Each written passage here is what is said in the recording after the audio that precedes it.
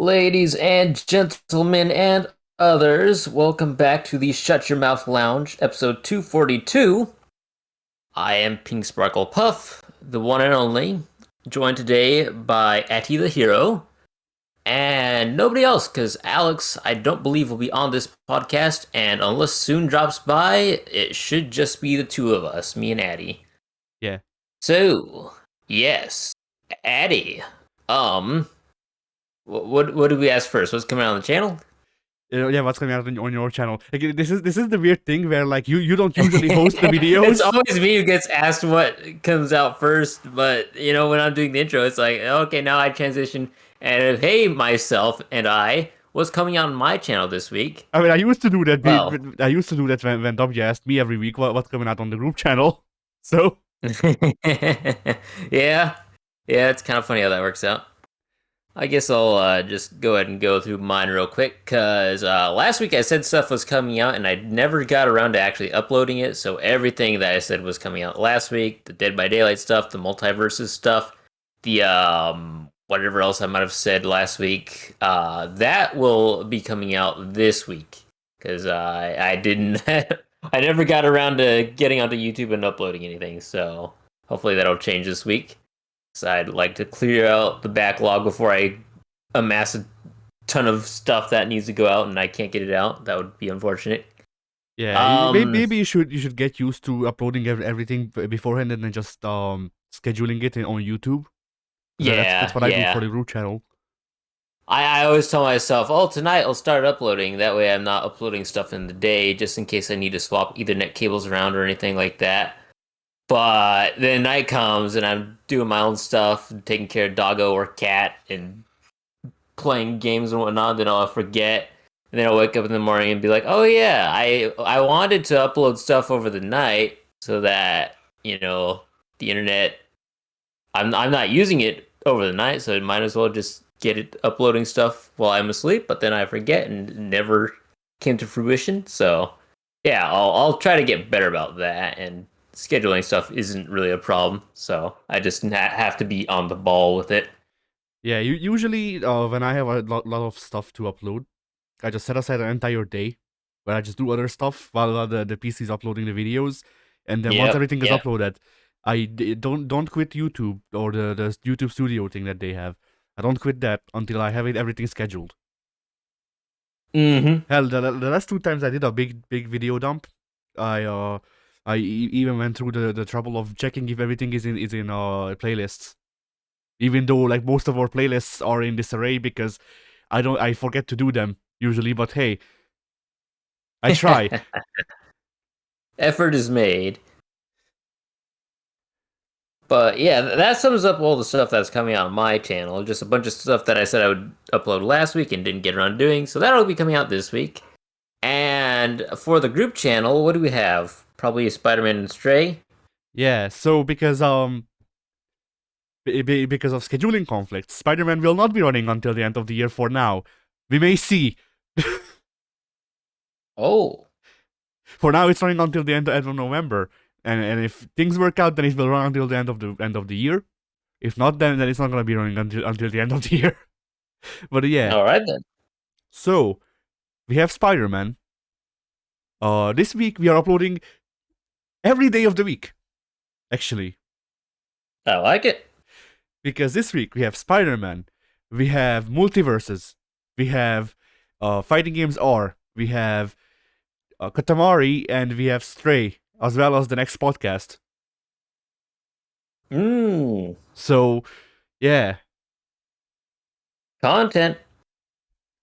Yeah, like people are like, hey, upload every day because that's what the algorithm likes. That's not what the algorithm likes anymore, by the way. That's like 3 years out of date, but you know. Nobody knows or understands the algorithm anymore. Like, you don't understand the algorithm. Not even Google does, by the way. Like genuinely, I think they've made a comment that it's an AI, so they don't know what the fuck it's doing either. But I believe it. But basically, like you get to learn how parts of the algorithm work for now, and then they might change it later. Like it used to be a thing of any form of interaction boosted your videos, as in like likes, dislikes, comments, stuff like that boosted your video in the algorithm. that's been lessened by now. Now it's viewer retention that they're pushing. They're trying to make it so people sit around watching your videos longer. Mm, And interesting. they've been flip-flopping between the two for the past, I want to say, 4 years. But at least two. Yeah, yeah, sounds accurate. But yeah, anyway. So on my channel, as it has been the thing for the past 2 weeks or so, uh, things are just kind of on hold until I can get my setup fixed so I can actually record stuff again alone. Yeah. But things are getting worked on. I really need to start writing another script, so I'm not wasting time. But it's a catch-22 where I want to be able to reference things that are on recording, but also I can't record if I don't see if the recording's fucking itself. So you know. So that's nice. Yeah. And yeah, I think that's it.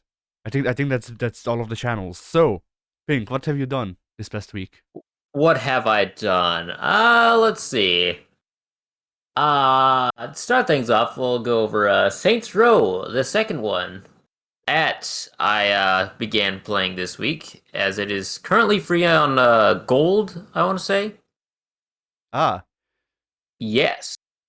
So that was a game that I'd always heard amazing things about. Everybody I know who's played it loved it. That installment kind of went under the radar for me for a long time because I was very aware of Saints Row the third and the fourth and the fifth. I don't know how many there there are is at this there is point. no fifth. The fifth is a reboot. They're gonna release it Ah. in short order. I guess I don't know. Trying to make sentences is hard, but yeah, continue. Yeah, I was very aware of the Saints Row series from 3 onward. I'd heard good things about 2, but I'd never actually seen it in action, and I've heard nothing about Saints Row, the first one. I've seen no gameplay footage of Saints Row, the first one. I just assume it started with the second installment, and Saints Row 1 doesn't actually exist. It's a conspiracy I mean, from the government. technically, I've seen a scene from Saints Row 1, but it was remade in Saints Row 4. So, Yeah, you know, it doesn't really count, I don't think. that's questionable, yeah. Because, like, if you remember, well, I don't know if you remember because they're callbacks, but the freeing people from the prison in 4. Because if memory serves, you did play through 4, right? Yes. So yeah, when you're saving people from the prisons, you're playing levels of previous Saints Row games Ah. for the most part. Like Johnny Get's level in Saints Row 4 is just an entire quest line from Saints Row 2. But they Ah. they made it into a beat 'em up, if memory serves. Yeah, that sounds right.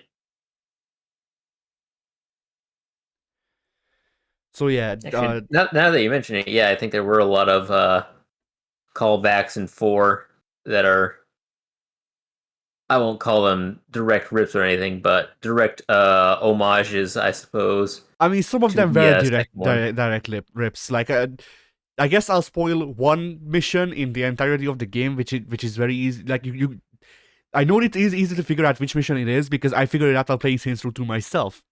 Because I played Saints Row 4 before I played 2 as well. Yep. And the Shawnee mission, when you save her, is just a mission from one of the quest lines. It's I want to say, oh, it's the last one. It's not. It's not even that. It's legitimately just a random mission from Saints Row 2. Yeah. So, you know. But funny how that all works out. Yeah. But Go yes, ahead. I started playing Saints Row 2. I've been having a lot of fun with that game. It's been very, very enjoyable. How far It did you get? I have not gotten far at all whatsoever. But I cleared did you get off of the island, the prison island, n- the prison island or just the island in general? the prison island? Yes. Okay. I've gotten out of prison. I got Johnny Gat out of trial, and that's where I left off. The rest Yeah, I've been they free roaming. trying to discuss like mission order like that. It's kind of hard with Saints Row 2 because Saints Row 2 was still very much a GTA clone, and GTA is very well known for not having a linear story, and that's a thing that Saints Row 2 does as well. Right. Yeah. So I'm saying this because I busted Get out of the court, I think in the middle of my game or something like that. But yeah, I don't know if it will be as much of a bane on the game for you as it was for me. But I really did not gel well with how they require you to do the side missions and the side content to do the main missions. Yeah, I did notice that. I thought that was kind of dumb because like if I want to speed run through the main quest thing, the actual campaign of the game, I feel like I should be allowed to do so, and instead I have to do missions and boost up my respect, and not actual missions, mind you, side quests and side missions, and just they're literally called diversions, which is a great word for it. Yeah, And it's not even side missions. You have to do one mini game for 40 minutes to do a mission, and then uh-huh. and then you do this in a loop, and then you've done all of the mini games that you don't absolutely hate, and then you just start shit with whatever gangs still remain, hoping that either they'll kill you or you get enough respect to actually do a mission. Yep. Yep. That's been my biggest gripe with the game thus far. It's Yeah, it's I think it's dumb that you need to do the diversions in order to proceed with the main quest. It's like, why? I don't understand it.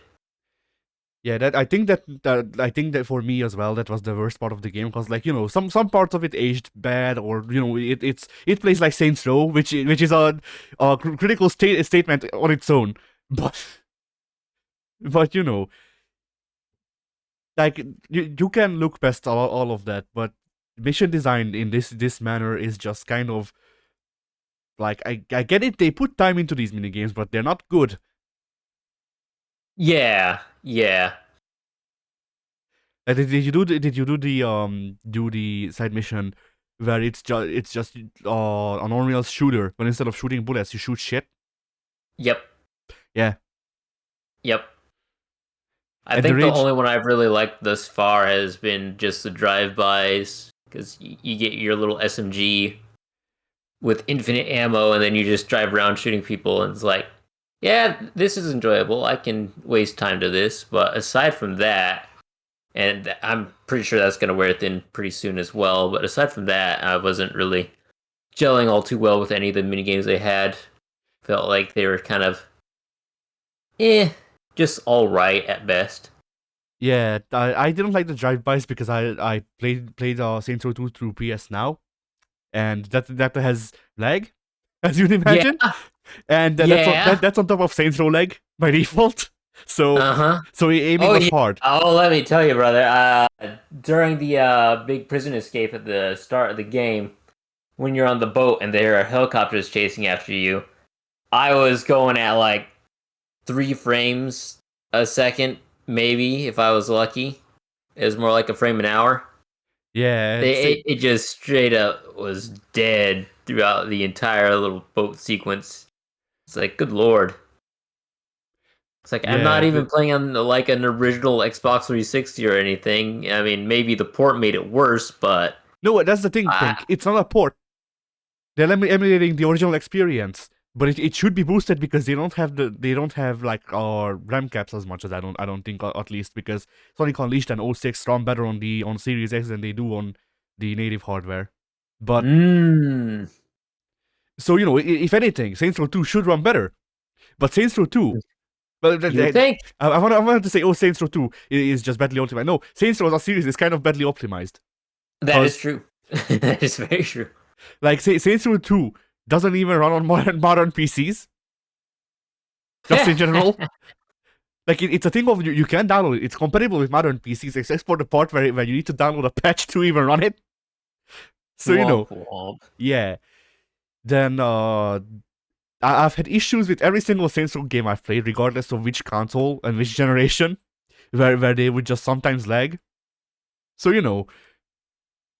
that's not Yep. that's not mentioning the very obvious pop-in from going fast in a car that's in the game that you'd think they would mask somehow by probably not including the car.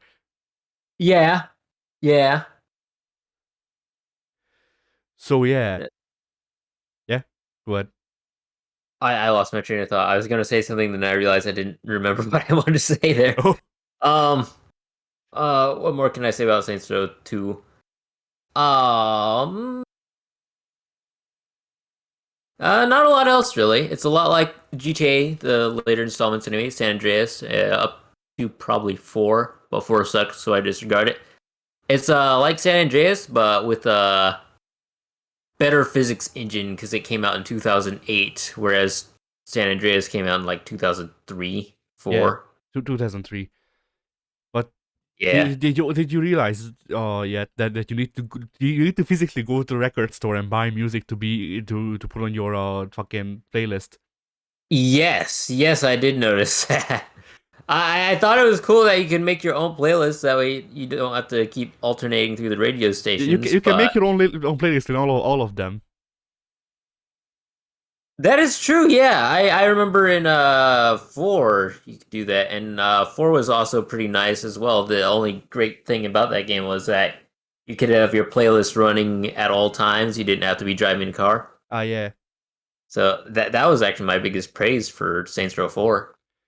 I It's mean, like, there's not much praise for it to receive. yeah, It, it's yeah.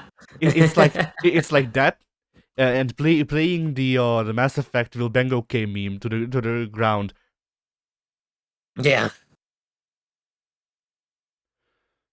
I was actually pretty surprised by how much music that Saints Row 2 had that I really enjoy, because it is a lot like GTA where a lot of the songs are hit or miss. There's like maybe 2 songs per station that I enjoy in those games, all the GTA free roam type games. But honestly, Saints Row 2 has a rather large selection of songs that one wouldn't expect it to have, because I don't know, Cause maybe. Saints was a preppy series. Yeah, that kind of sums it up. I was very pleasantly surprised by many of the choices. Then also disappointed that they have a culture club, but they have the typical what's it called? Let me actually Google that real quick. Culture club, Karma Chameleon. That's the one they Yeah. have.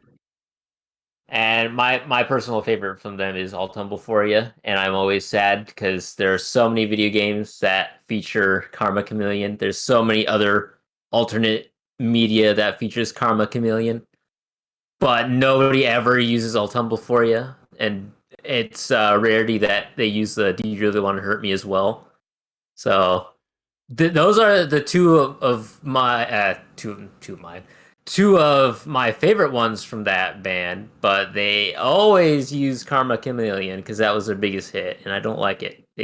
That needs to stop. Yeah, I can We've sympathize got because a little yeah. variety. Yeah, I can sympathize because I also looked at the soundtrack and I went, man, there's a lot of bands I like here. Not any of the songs that I do, but Yep. a lot of bands that I Yep. like at least. Uh-huh. Like they have fucking Trivium. They have We Are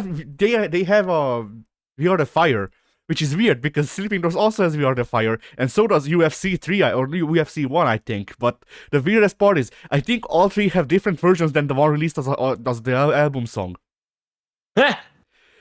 Or That's maybe funny. because like there's a lyric in it where the singer I forget if it was Matt around that time or not because he was kicked out for a bit. Whatever.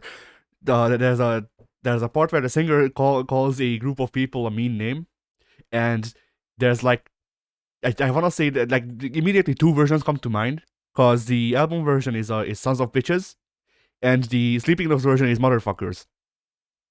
And I don't know why they changed that. That's a good question. But yeah. Also, like Misery Business is very overplayed in Saints Row For the 2. time, it definitely was. That was 2008 or so that I Saints mean, Row releases. I don't So actually know when it released. I'm pretty sure I looked it up and it was 2008 or Ah, around that same time frame. okay, that explains the CD shops then. Yeah, yeah. CDs were still relevant back then.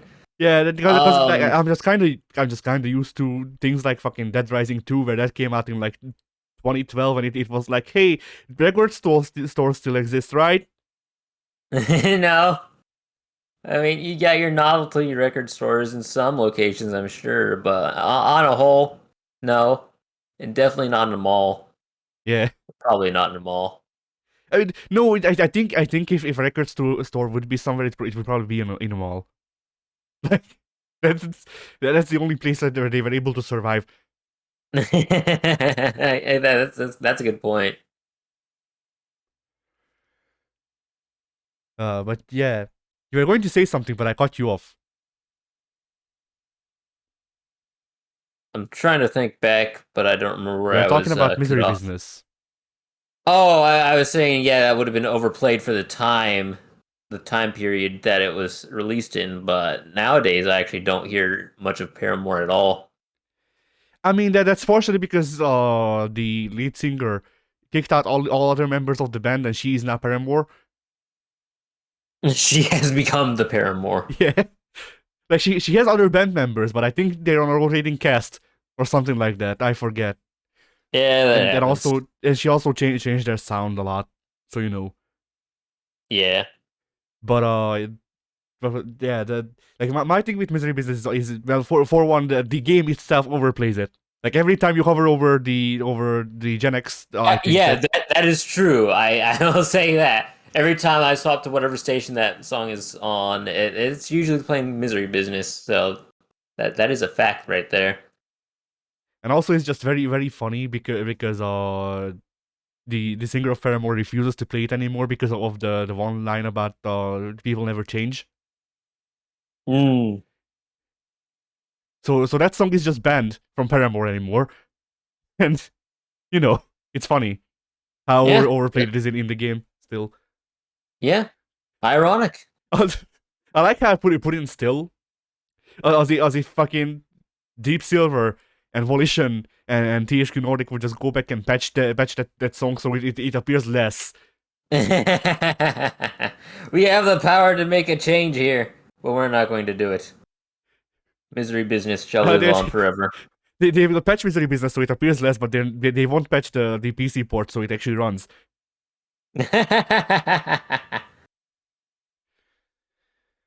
I forget, is Volition even still active?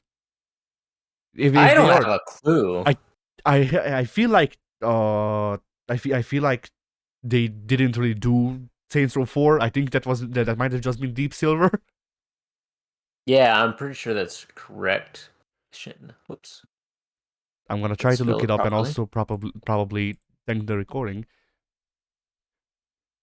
Ah, that explains why Deep Silver was the only person who worked on Saints Row 4. Because Oh, yes. Evolution was bought by Deep Silver. So yes, Evolution are around. Technically, they are still working on Saints Row. It is their curse. It is a curse. Oh, no. Saints Row Uh, 4, Agents of Mayhem, Layoffs 2013 present. Oof. so yeah. Did you do anything else?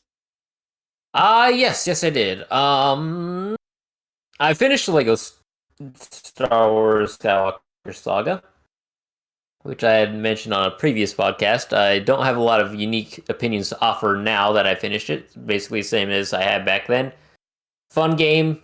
I would have liked it a lot better if I were a lot younger, I'm sure. But as it stands now, it's kind of inferior level design to the originals, inferior humor to the originals, and basically after you finish the game, it's a big ass collectathon for the remaining characters that you don't unlock through the typical campaign. So would provide a lot of fun for people with a lot of time on their hands, but that is not me, so yeah, it leaves a bit to be desired, but I had fun with it. I don't know if it would provide Um, a lot of fun for people who have time because isn't it also like very repetitive?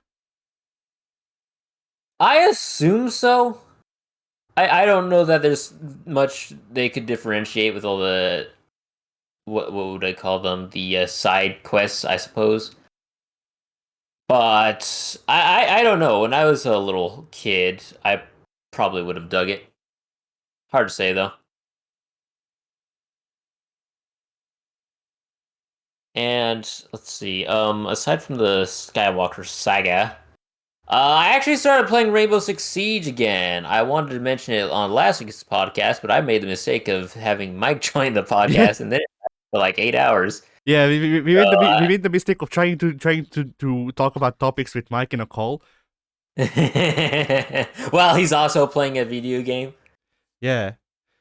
So It made for so some entertainment, so but we it might we was might we might as well go over the last 2 weeks, I guess. yeah, yeah. Oh man, I went back to Rainbow Six Siege. It'd been a couple years since I last picked it up regularly, anyway. Um, a lot has changed since I played it. A lot has not, which is a bit of yay and nay. They still haven't adjusted casual the way I want it to be adjusted. There's still team killing in casual, and that needs to go forever. It, my They honest can't opinion, ping because then 75% of the player base will uninstall. right? It's like no team killing, no toxicity. What? That's no good. That won't fly here. So gotta keep that team kill ability intact. Yeah. It's mandatory. Uh, it has it. I love the fundamentals, the foundation of it all, but there's just so many design decisions that make me unhappy with that series, or That's I can't call it a Ubisoft. series. Yeah, You're just that's describing Ubisoft for you. Ubisoft. Yeah, yeah. I played Assassin's Creed Odyssey. I played Rainbow Six. I know what I'm talking about. We played Splinter Cell Blacklist together, so hey. That is true. We played. Oh no.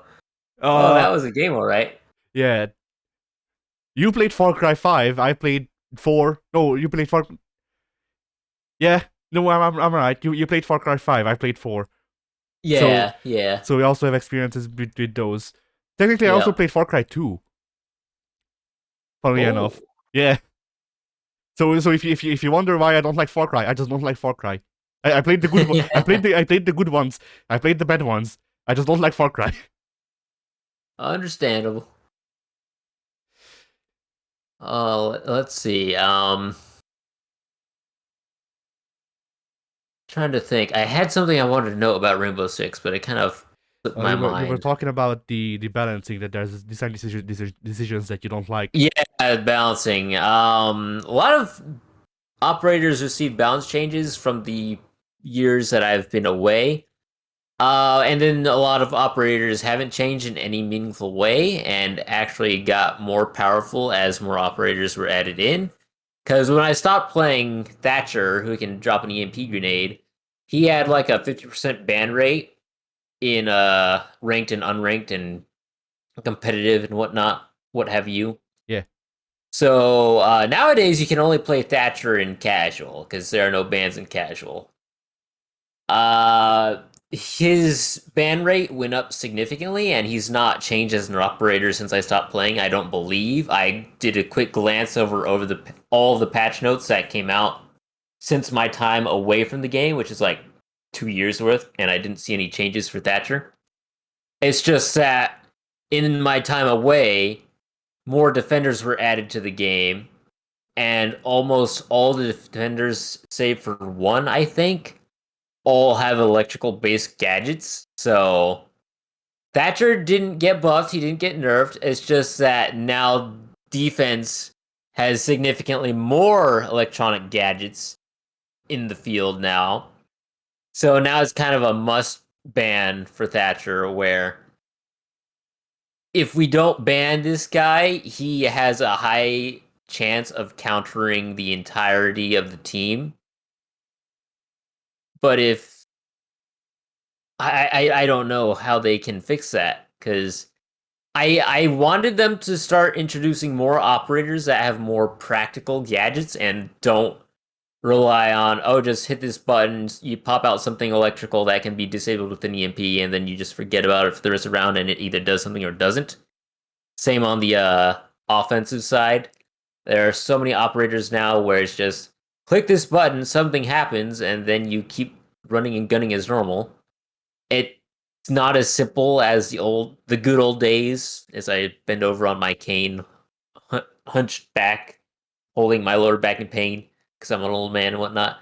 It's not like the good old days when the gadgets were a bit more simpler and refined and had, I guess, quote unquote, logical use. It was still over the top because we got a guy who can drop an EMP grenade, and those don't exist, and you have to like. There's so much stuff that you'd have to do to get an EMP to go off, but disregarding that, in the sake of gameplay, I mean, it's a fun concept, but the fact that it's never been tinkered with in any way, and they've only further added electronic gadgets to the game, it's kind of frustrating.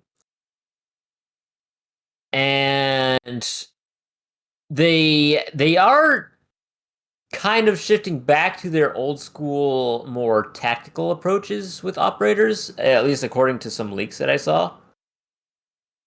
So when I stepped out, they were going in a direction where a lot of the operators they were introducing were a lot more animated, for lack of a better term. Because, you're aware of the base operators, your Capcan, your Thatcher, Yeah. your Smoke, etc. They're all guys in very tactical gear with like gas masks or face masks, other things like that. A lot of characters in the original roster, you can't see their face whatsoever, or you can like barely make out facial features. Oh, I know where this is going.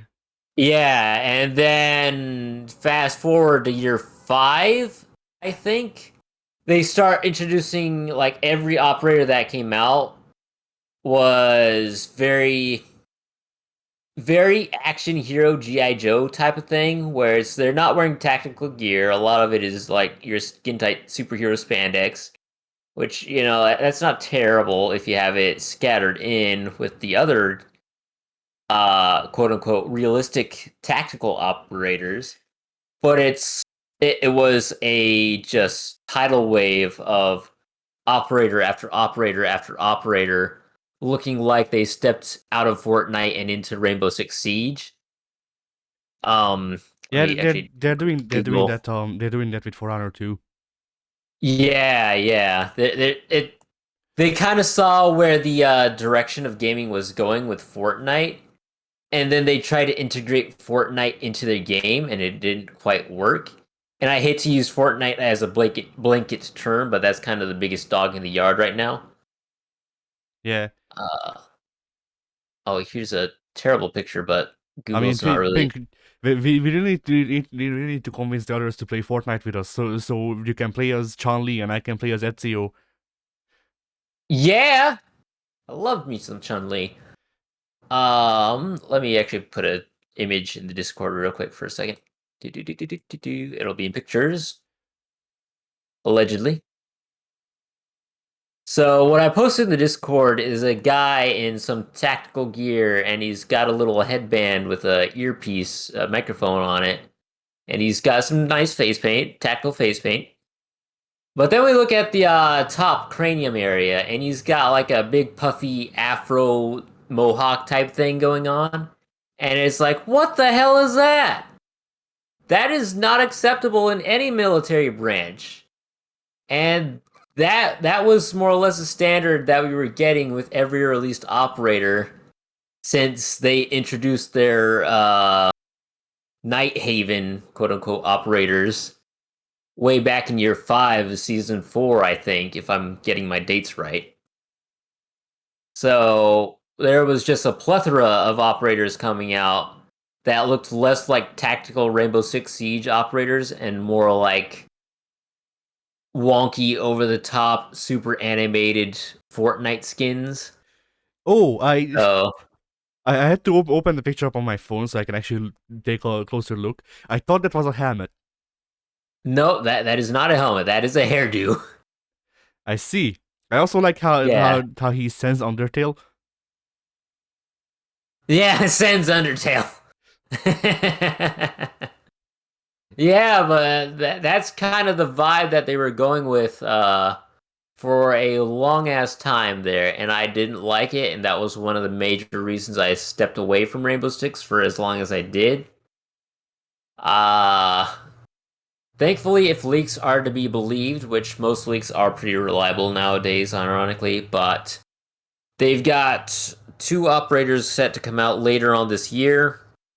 One in August, I want to say, and then the next final one will be in like November, December, if their quarterly operator release is the same as it used to be, which I don't imagine it's changed much, but it might have, I don't know.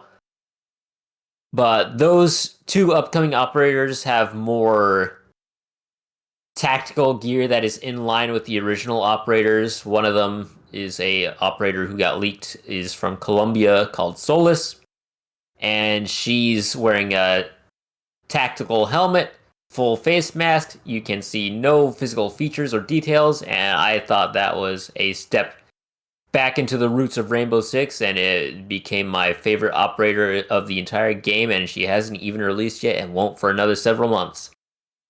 But the future looked bright in that regard, the artistic regard. So I was happy about that. Yeah, that's nice. Yeah. Gameplay wise, a lot of operators got buffed and or nerfed over the course of the years I was gone. Echo was one of the most feared operators when I was playing. Then I stepped away. Then I came back, and now he's one of the worst. Valkyrie kind of stayed in the quote unquote meta for as long as I was away, but she only recently, after I got back, got nerfed. So she's actually dropping down the pick rate charts a little bit now, which was kind of wild to me because it was wild that she stayed relevant for as long as I was gone, which was like 2 years. And now that I'm back, she's just now getting nerfed to a point where her pick rate has kind of gone down. So that was a little exciting. She was always kind of a menace, and I was intrigued to see that they would nerf her so hard because the Ubisoft tended to balance Rainbow Six around the pro leagues, quote unquote, and that often left a lot of the casual and or low ranked people in the dust. Where Valkyrie was able to easily dominate because she was a very good choice in the pro league and in your casual pub stomp lobbies. And now that they've nerfed her to a point where she is no longer as capable in pro leagues or the public lobbies, I was kind of astonished that they made a decision like that because I didn't expect them to. I didn't think they had the balls to do that because Yeah, and they've been yeah, so go ahead. they've been so intent on keeping the pro leagues happy with all their operator changes that they finally did away with one that greatly affected the efficiency in pro league that I didn't think they'd do it, but they did. Yeah, and it was an inspired decision to change out Rook's sweaters to mech suits. I thought that Yeah, was a weird that was decision. pretty badass. You know, now we got a whole defense squad in mech suits, and we can fly now. I was like, wow, this is radical. Should have came back sooner. You can also build. Yeah, when you're shooting at people, you can now build walls around yourself, and then jump up and build a floor underneath your feet, and then you can make yourself a tower, a defense tower. It's wild, man. Yeah, I mean, and we had to remove all the ceilings and rooftops from all the maps no, to that's the accommodate thing. it. That's the thing. Think they didn't. They didn't. We're just boxed in. Yeah.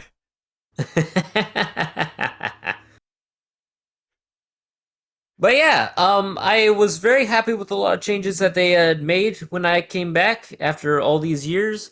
There are some changes that I feel still need to be made, but that's Ubisoft for you, and it's probably not going to change anytime soon. And I'll come back 2 years now, and it'll still be the same. So it's like, yeah, that's kind of cool, you know? It's Yeah, never gonna change. I mean, there's a lot more things that would or there's a lot of things that would positively impact the game, which is why they won't do it because Ubisoft, the only there's not many things Ubisoft hates, but the things like not treating women wrong, and putting in effort are among them. And so, that's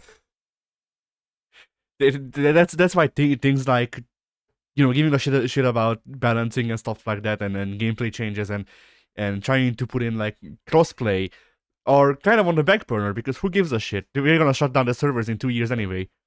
Yeah. Looking at you, For Honor. Yeah. Crossplay is a thing For Honor, just not completely. Like Except the one it's part, not. yeah, the one part of the one part It of is, but it's not. the one part of crossplay you want, that's not in.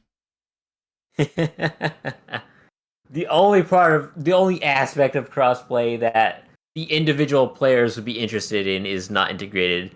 But the important aspect of crossplay that benefits the developers, oh yeah, you bet your ass that's in. Yeah. Oh, it's funny. Sad but funny. That's Ubisoft. Oh yeah. All right. Outside of Rainbow Six Siege,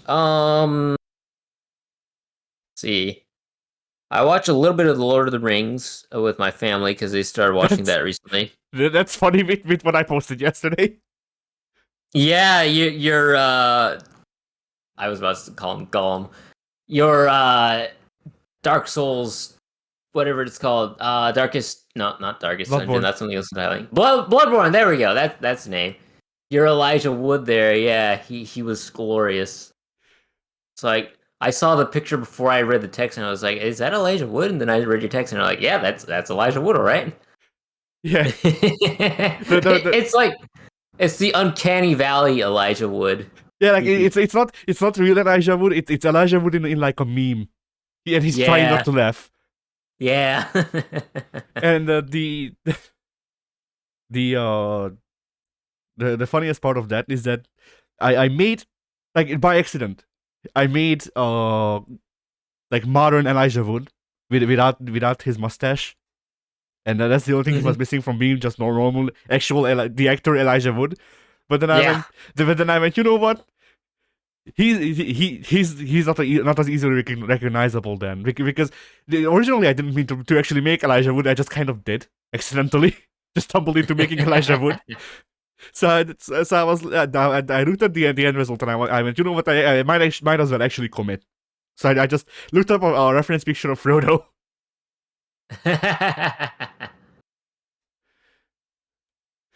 And pretty much all I had to change was the hair. Funny. Yeah. But yeah, so the Lord of the Rings. Lord of the Rings, yeah, they all began watching that series. I don't know who brought it up or why, but they wanted to watch it, so they did, and I saw some parts of it. I didn't want to stay for the whole thing though, because it's like 4 hours long for the first part, then 6 hours long for the next part. But once they watch the third installment, then I'm gonna fully commit to watching it because I've not seen that part yet, and I really want to. But I forget, is the third one Return of the King? Yes. Yeah, that's pretty good. Yeah. Well, I say that's pretty good. When I'm thinking of Lord of the Rings, I think about the game adaptations of the movies, because I watched the movies, but I didn't like them as much as I did the games. So fair enough.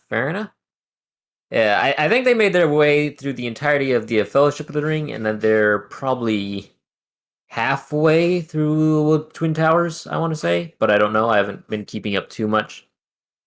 I just need one of them to inform me when they hit the Return of the King, because then I need to actually see that. Otherwise, I'll die a very unhappy man. No, Pink. What you need to do is you need to go back in time to when the Hobbit movie released. There's an actual thing that my friend did, by the way. What I'm gonna tell you. But my friend was really into Lord of the Rings. That's why I owned the PS2 games, or I owned both of them. I only own the Return of the King now, because I don't know what happened to the Two Towers. It just kind of disappeared. But anyway, yeah. But he was really into Lord of the Rings, and really wanted me to also be really into the Lord of the Rings. So we got the games and all that. He made me watch the movies, which is why I've seen the movies. And then when they announced The Hobbit, he was so hyped, because he was like, "We can go and watch it on release day." And then we went and watched The Hobbit on release day, and then once left, he was like, "That was shit." That was pretty terrible. Yeah, Yeah, what a I watched. terrible film to see in theaters. Yeah, I I really watched it. say. I watched that movie with fucking IMAX 3D. Oh no, Yeah, I got the best that's even experience. worse. I got the best experience you could get out of that movie. That's You got the absolute best experience you could see with that movie, and it was still terrible. the only thing I remember out of that whole movie is that the I want to call him Draugr, but that's not the right word. Oh, fucking the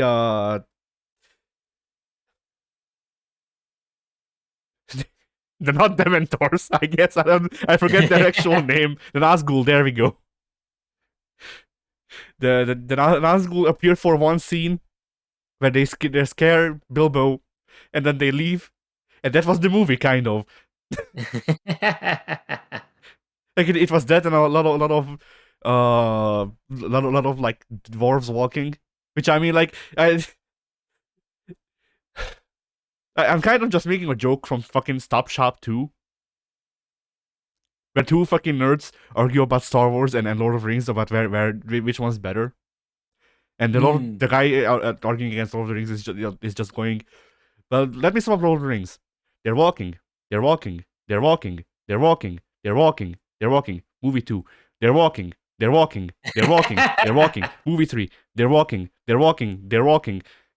Just throw the fucking ring in. All right, let's go home. That is not entirely inaccurate. Yeah.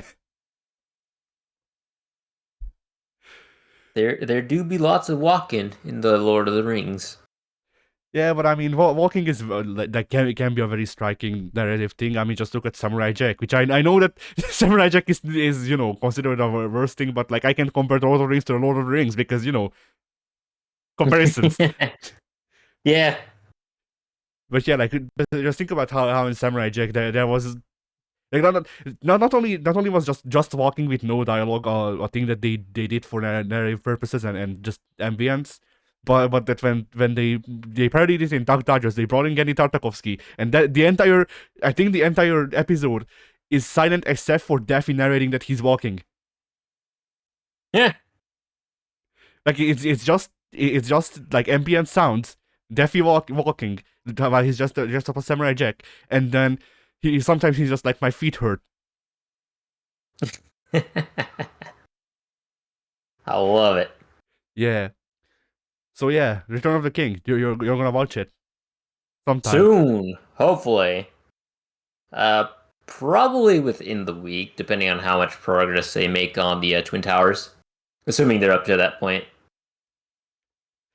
So yes, one of my lifelong quest lines will finally be completed. I'm Watch a excited. movie. I mean, I'm the one to make that joke. I've also only seen 3, so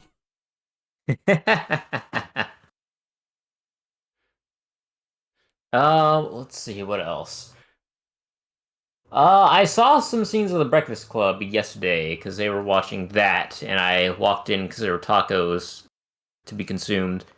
So, I technically I could say that I've seen the Breakfast Club, but technically I've also not seen the Breakfast Club because I didn't watch it all the way through. I was there for like 5 minutes and then I left. But I was like, hey, now if anyone ever asks, I can say, yeah, I've seen it. It'll be a mostly lie, but 5% of it is truth. yeah. And I think that about sums up my week. I didn't get a lot done because I had a lot of issues to deal with over the week. But yeah, what I did was brand spanking new. I'm in the process of completing some quest lines. I'm in the process of trying to do better work, but that's a process.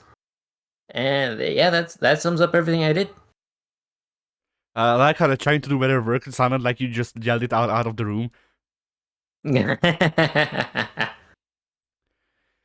But yeah, as for my week, I guess I'll hit some of the stuff that you missed last week. I think because you might have more things to add to some of these than Mike did, considering he's old. I mean, He's like, old. no, genuinely, it was a generational difference of like he was already like he wasn't into skater culture, so you know he couldn't really talk about that sort of stuff. Right, yeah. But yeah, so I did start up and play through some of Tony Hawk's Pro Skater 1 and 2, the remaster or remake, or yeah, it's a remake. Is that I one of the newer releases, or is yeah it like an older? that is the new release. Okay. After this one, they killed both Beanox and Vicarious Visions. I want to say both of them are in the cloud mines as of right now, and Oof. you might know them as the people who did Spider-Man for most of the 2000s. Yep. Yep. But I think That I is think I think that exact team up worked on Shattered Dimensions. yes. So Beanox and what was the other company? Vicarious Visions. Yeah, yeah. I don't remember if Vicarious had anything to do with it, but Beanox was very much Shattered Dimensions. Vicarious Visions. No, I think they had a hand in like all the EA Marvel titles, so never mind. That was Activision, not EA, but yeah. Yeah, yeah, pardon me, Activision. Yeah, horrible company. Isn't horrible company here? Electronic Activision, that's where I got confused. Yeah. Then again, I guess for the sake of the argument, EA is horrible in a very different way than Activision is, because EA is only horrible to consumers. Activision is only horrible to its workers. This is true. So, well, no, actually, I'm wrong. Activision is horrible to everyone. So yeah. Oh, Activision. Wish you were dead. I mean, they technically are. But yeah, so anyway. I played this game because it's free on PlayStation Plus. Oh, And nice. yeah. And before this, I've had experiences with the Tony Hawk's games previously. I think I just said previous twice in that sentence. Whatever, doesn't matter. So, well, Emphasis. yeah, emphasis. But yeah, so while I have had experiences with these games, well, not technically these games, but this series of games, I don't think I've played the first two. I may have played the first one, but it would have been on the Nintendo 64. And I definitely played the fourth one on Nintendo 64. And then I also played like one game on Game Boy, two of them actually. I played Tony Hawk's Pro Skater 4 on both Nintendo 64 and Game Boy. I But always forget that the Tony Hawk was a thing back when the game. No, pardon me, Game Boy. Back when the N64 was a thing, because my mentally, I never had an N64 growing up or anything like that. I skipped from Super Nintendo up into GameCube back in 2004, I want to say. So, my family skipped out on the Nintendo 64. So, when I think Nintendo 64, I'm thinking of a very, very, very small time frame or window of time from like 1999 to 2000 where that console existed. It's like, and there's always so much stuff that people talk about it, like plenty of wrestling games and whatnot. And I was like, whoa, well, that was a thing back when the Nintendo 64 was around? Because in my feeble mind, I'm only comprehending, like, yeah, that was a Nintendo console for like a year, and then they upgraded, right? No, it was actually around a lot longer than I am capable of comprehending. I mean, don't worry, Pink. I also never had an N64. I just played the N64 games anyway. That But yeah, works. like I went from a Famiclone to a PlayStation 2 to an Xbox 360. So well, then now I had the current gen, but then the PS5 came out. Yeah, Allegedly. yeah. So yeah. Uh where was I? Yeah. So basically, what I'm trying to say with this is that, like, while I'm not completely alien to Tony Hawk's as a series, I did not know how to control them previously because I played the Nintendo 64 version, which didn't control the same way as the PlayStation one did, or the portable games, which also didn't control it similarly to how the PlayStation one did. Hmm. Like, hold on, let me find the the screen on the DualShock 1, so I can scrub it with my stylus, so my character can freak out. That was a thing in American Skateland. That's a DS game. But yeah, anyway. So uh thing when they announced this game, thing that people were worried about is, the soundtracks, because the soundtracks was a big part of Tony Hawk's. It always featured, like, the what was in at the time, which was pop punk or just normal punk, Yeah. or Anthrax for Yeah. some reason. But hey, Remember Anthrax. Anthrax? What about Anthrax? I just said, remember Anthrax? Sort of. And like, obviously this game's soundtrack is different to both of those, but they tried to keep the vibe going for the most part. I mean, there's a lot of grime, which I don't know. Are you even aware of the fact that there's a genre of rap called grime? I was not aware.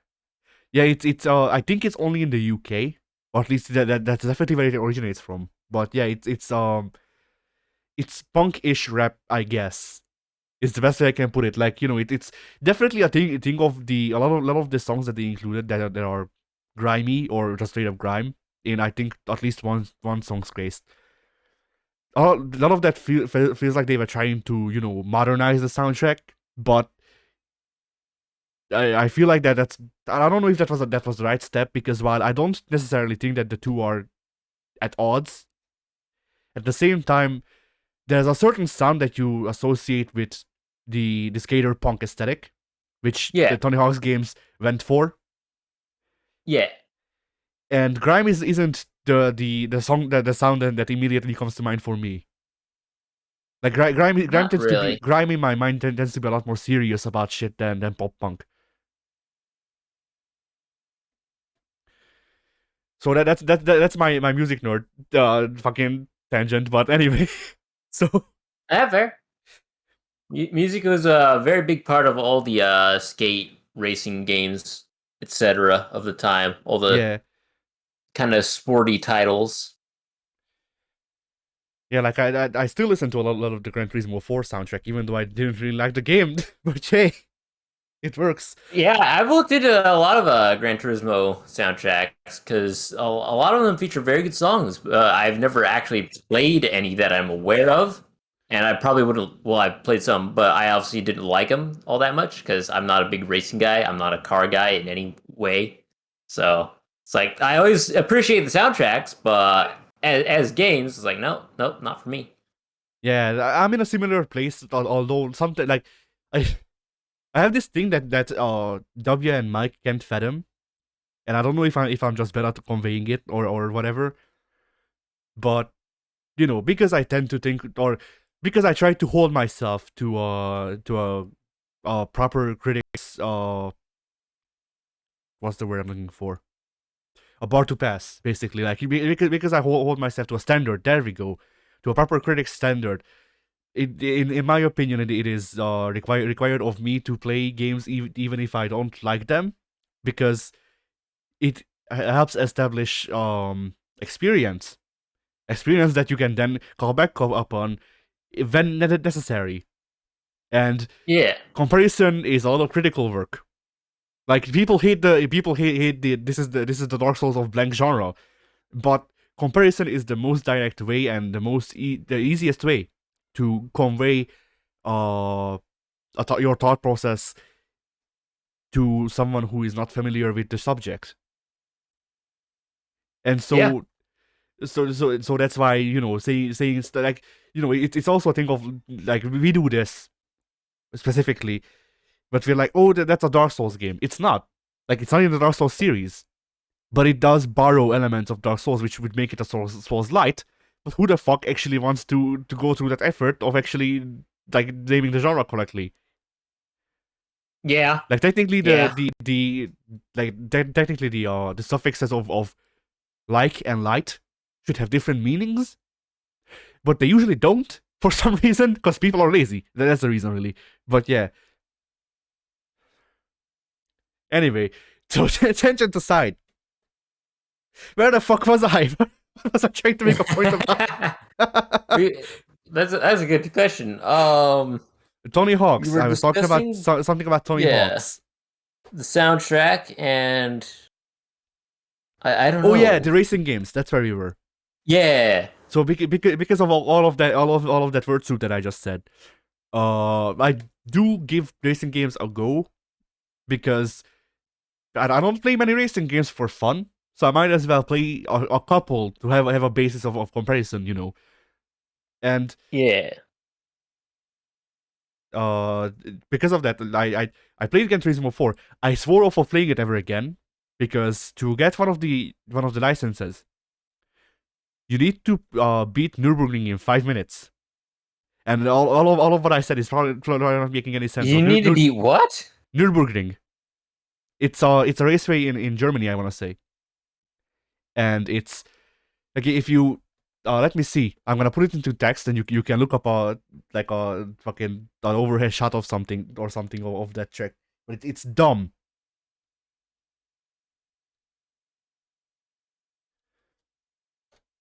So there, if you copy paste that into Google, you should get pictures of the track that I'm talking about. And Let us see. Do. and for the viewers, Nürburgring is a track that's very very Oh, yep. is insistent on turning. Is a good way to put it. That looks nasty. Yeah, and so you need to beat Nürburgring in Gran Turismo 4 to pass a driving test, so you can continue doing the races yourself instead of watching the AI do it. And you need to do this without touching the grass, and in a car that like you need to do this in a beater, pretty much. I see. And one time, I legitimately was like, well, one time I had a fever while playing the game, and I fell asleep, or like half fell asleep while I was playing the game. As in, like I lost consciousness, but I was still somehow steering the car in the right direction. Doesn't make sense to me either. But the thing is, I did that test. I didn't make the cut by 1 millisecond. And that's when I swore off for fucking doing that, because I spent that whole day grinding that fucking driver's test. And just fuck that. Yeah. I cannot blame you there. But yeah, anyway, so Tony Hawk's. Yeah, I was surprised to find that a lot of it's a similar thing of Saints Row 2, where I'm like, man, I know a lot of these bands. I don't like the songs they included really, but hey, it's whatever. Like there are some things that they had to include, like Superman by Goldfinger is obviously on the soundtrack, because that's the like you ask anyone about what Tony Hawk's theme song is, and they will say Superman by Goldfinger. Like Tony Hawk ever needs to wrestle or whatever, he can just use that shit as his theme music, and people will know it's him. Yeah. But yeah, so yeah, the soundtrack is fine for the most part. There isn't enough of it, but that's just the meeting. Like after a while, I just skip past the songs that I know I won't like, and like I wish the soundtrack was large enough to accommodate two games rather than one. But at the same time, licensing fees are a thing, so I can That is understand. true. I Yep. can understand why there's not as many songs, and this isn't even just a this game problem. This is an every game problem. Like Yep. Flat Out 4 licensed out, like I want to say 15 songs, and most of them were by artists that most people wouldn't even know. I don't even know of them, and I listen to fucking indie shit. Mm-hmm. So, you know, or like Dirt 5. Dirt 5 also has a licensed soundtrack of, I want to say, 7 songs. Because it definitely felt like there were 7 songs. And A meager 7. That's never good. yeah. Like they with whatever small amount of soundtrack they have, they try to cover a lot of bases with what you'd expect out of a racing game soundtrack. So there's some electronic stuff, there's some punkish stuff, there's some indie, there's fucking Troubles Coming by Royal Blood, and Yeah. and Backfoot by Dinosaur Pileup. I'm pointing those two out because those are songs that I listen to normally, and I was fucking weirded out when they started up in the game. It's good stuff when that happens, though. Yeah. And yeah. So the gameplay is weird when you not get when you're not adjusted to it. Because you've played Skate. I know you've played Skate because I've played Skate with you. But there's no recorded evidence. That is true. But yeah, like you've probably played the saddest I've ever been over a lost recording. That's you and W. My saddest one is the Red Dead 2 recording, just because the Skate recording was a lot better overall. Like it had more potential to be a video, but I just really loved the sequence of events of we load into the game. You for some reason load on the entire other end of the map, so we have to steal a train. We spend 40 minutes, if not more, driving the train from one end of the map to the other, while the game is constantly threatening to boot me because I'm not doing anything, because I'm fucking driving the train. Yeah. And then once we meet up on the side of a mountain, the first thing I do is I hook tie you and then throw you off the side of the mountain. You don't die. You don't die. Then he has to walk down the mountain to untie you, so that the two of you then can take the long way around because you can't climb up the mountain for some reason. What a magical moment. Yeah, then there was nothing else in that whole recording. That and fucking WW calling me a monster. Yeah. Those two are the only standout moments in that whole recording to me, and then not much else really happened. But I just wish that we could do more than just tell the story of how fucking dumb that was. That's how things went down.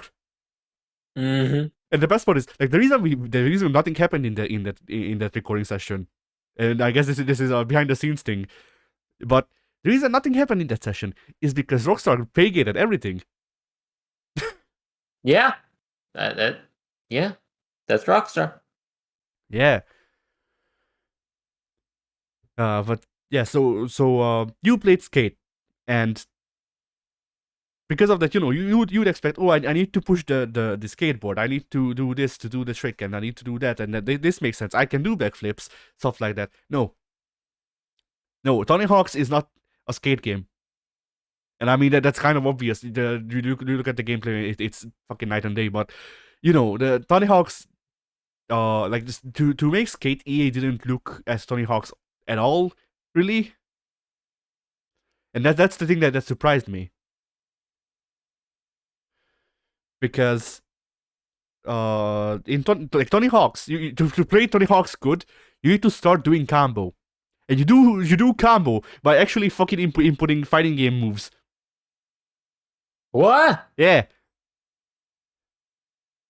To do moves in Tony Hawk, you do very old NetherRealm teleports, and you do Hadokens.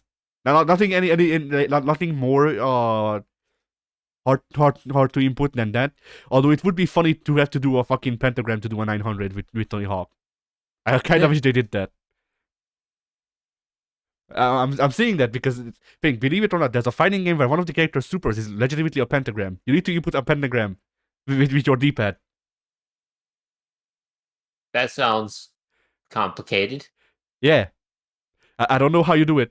I haven't tried. I haven't tried yet, but I don't know how you do it. But yeah, anyway. So yeah, once you learn how to do combo and how to link combo, which is the one thing different between this game and fighting games normally. I like how I'm talking as if Tony Hawk's Pro Skater is a fighting game now, but I mean mechanically it's very similar. Only Only you're playing as a character who has both like motion inputs and charge inputs for some reason, because whatever, why not? Or at least that's the best way I can describe manuals. No, I'm wrong. To do manuals, you input a NetherRealm teleport. How could I not figure this out? Because like to do manuals, you do down up or up down, and to do very much any special, once again, you do things like quarter circle back, quarter circle forward, stuff like that. And yeah, by the way, you can play this game with on an analog stick. I opted not to because I knew that this game had inputs like a fighting game, sort of, but I didn't know to what extent. And I mean, it's once again not that egregious. Like in all fairness, I kind of wish it was more egregious because that would mean that you could have more specials and stuff like that. And also, like it's like I guess it is the conditioning of I played Skate more, so I'm just like, well, why is a kickflip not a Shoryuken? Because a kickflip was a Shoryuken in Skate. I guess that's the one part that they got from Tony Hawk, is that Tony Hawk was like, hey, motion inputs work for skateboards, so Skate was just like, hey, so what if I legitimately just expect you to take the right stick and just do a spinning pile driver? All right, cool. Do that like 3 more times, and I'll give you like 5 points. Nice. A spinning pile driver, Pink, because I don't expect you to know the motion of the top of your head. A spinning pile driver is a full circle. Oh, that's easy. Yeah. I could do one of those. But can you do it while not jumping? No. Exactly.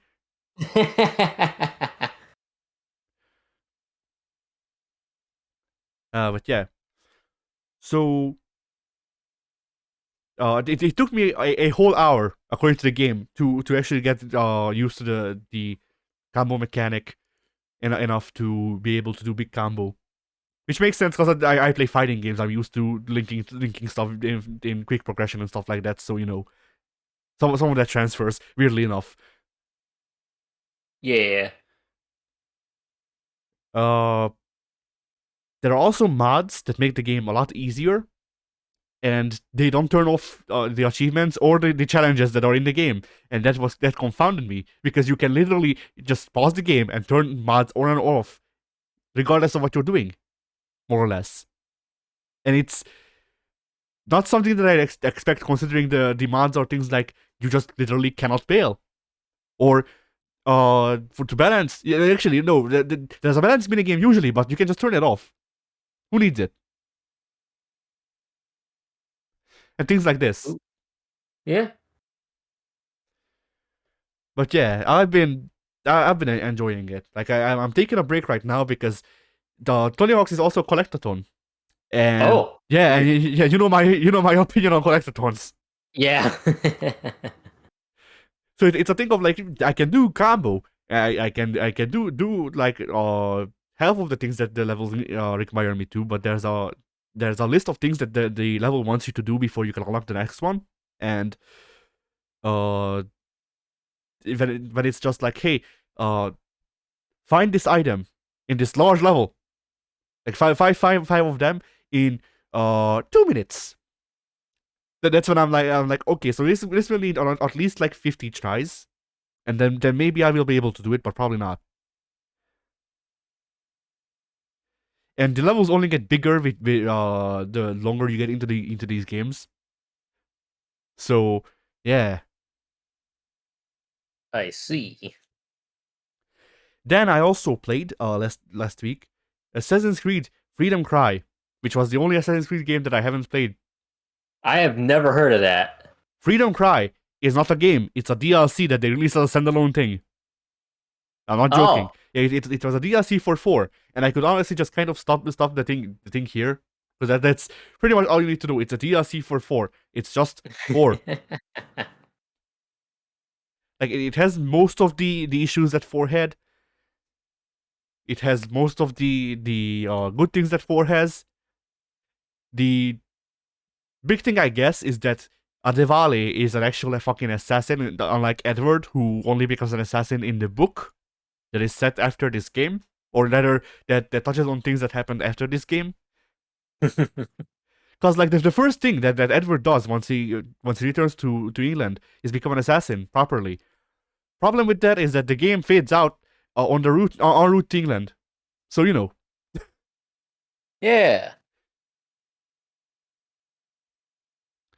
But yeah, that's pretty much all I can say about Freedom Cry. They did some things like they gave new animations to Adewale because he uses a machete instead of a normal sword, but only a couple. A lot of the animations are shared between the two, and I mean that's considering that they reuse animations between everyone for whatever engine they're using at the time. That's fine, I guess. Like it's not just it's not specifically just DLC laziness. That's just Ubisoft being Ubisoft. Yep. Then this week, I've played Batman Return to Arkham Asylum, which is a remastered version of Arkham Asylum. Okay. It's Arkham Asylum. I can kind of just end that too. Yeah. Like I played up until which one did you play, Pink? I played the first one. Okay, so yeah, that's Asylum. So Yep. I played up until the point where Harley sets Poison Ivy free, and then I kind of just got bored because the combat mechanic was missing things that I got used to in the later games, and that's pretty much it. Like it's not a bad game. I'm just I would just like if it flowed better, which the later entries tightened up the parry windows and stuff like that, and how much you can cancel animations with parries and stuff like that. So that's pretty much it. Yeah. Then I also played for the first time Batman Arkham Origins. So this is the Assassin's Creed Rogue to the Unity that is Batman Arkham Knight. Why the fuck is that so fitting?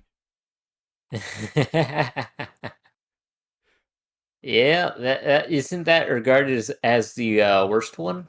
Yes, I also played through that one. So Pink, I don't need to point out any like gameplay part or really anything about Arkham Knight that's bad that I could. But to really tell you how bad Arkham Knight is, I just need to tell you that to beat the game, you need to finish the game 100%. And if you don't, the game gives you half an ending and then tells you to finish the rest of the game. Oof. Yeah. I think that's so good. I think that summarizes the quality of that game just altogether. Yeah. Like the combat mechanic is the combat mechanic, at least according to W, is the best in the series. I don't know. Like I played through the game. I played through the game, and I don't know. That's reassuring. Nice sign of quality right there. I mean, to be fair though, W does actually like W does spend time with the combat challenges and stuff like that, and I usually don't because for me to do the very like extra stuff that I didn't come across during my normal playthrough, I need to like a game, and I didn't really like Arkham Knight. Like it's alright, but it didn't really catch my interest. Yeah. But yeah, Arkham Origins is just Arkham City. that's pretty much it. Arkham City, different HUD. Roger Craig Smith is Batman instead of Nolan North. I want to say he was. Yeah. But yeah, Roger's voice for Batman was weird at first, but it makes like it's a thing of like I don't know how much time is supposed to be set between Asylum and Origins. If at least 10 years, then it's fine because Roger's voice works for a really young Batman. And I also really like how like it's a thing of Roger's delivery isn't great, but it kind of works because this is supposed to be like I think this is adapting Batman year one, and because of that, I would imagine that Batman wouldn't have things like the low growling voice down because he's just starting out. Yeah. And so like even though Roger's performance isn't the greatest because it's not, it works for the character somehow. And that's pretty much all I could really point out about that game. Like it's otherwise it's just Arkham City. There's radiant crime like in Spider-Man. Uh, Hmm. they don't really do much. There's also grading at the end of combat encounters, which I don't think the rest of the series did. But that's pretty much it. I don't recall. Yeah. Then the big game that I kind of dropped everything to try and finish because whatever, I'm bored, I guess, is Bloodborne. So, think both of us dislike Souls likes. This is true. Regardless, Bloodborne is my fifth Souls like and the first actual FromSoft Souls game that I'm playing. Why? Is it actually the fifth? It might genuinely be. Let me see. I played through The Surge. I played through Neo. That was my first one. I played through Lords of the Fallen. I played through Jedi Fallen Order. I won't count Hollow Knight, even though I really could. Yeah. I played at least one more. Mortal Shell. I didn't play through that one because it was really just like Souls Light. Like not even the genre was Souls Light. It literally just felt like someone looked at Dark Souls and just copied it, changing it enough to fucking make sure they won't get sued. Yeah. So yeah, technically, Bloodborne is my sixth Souls game.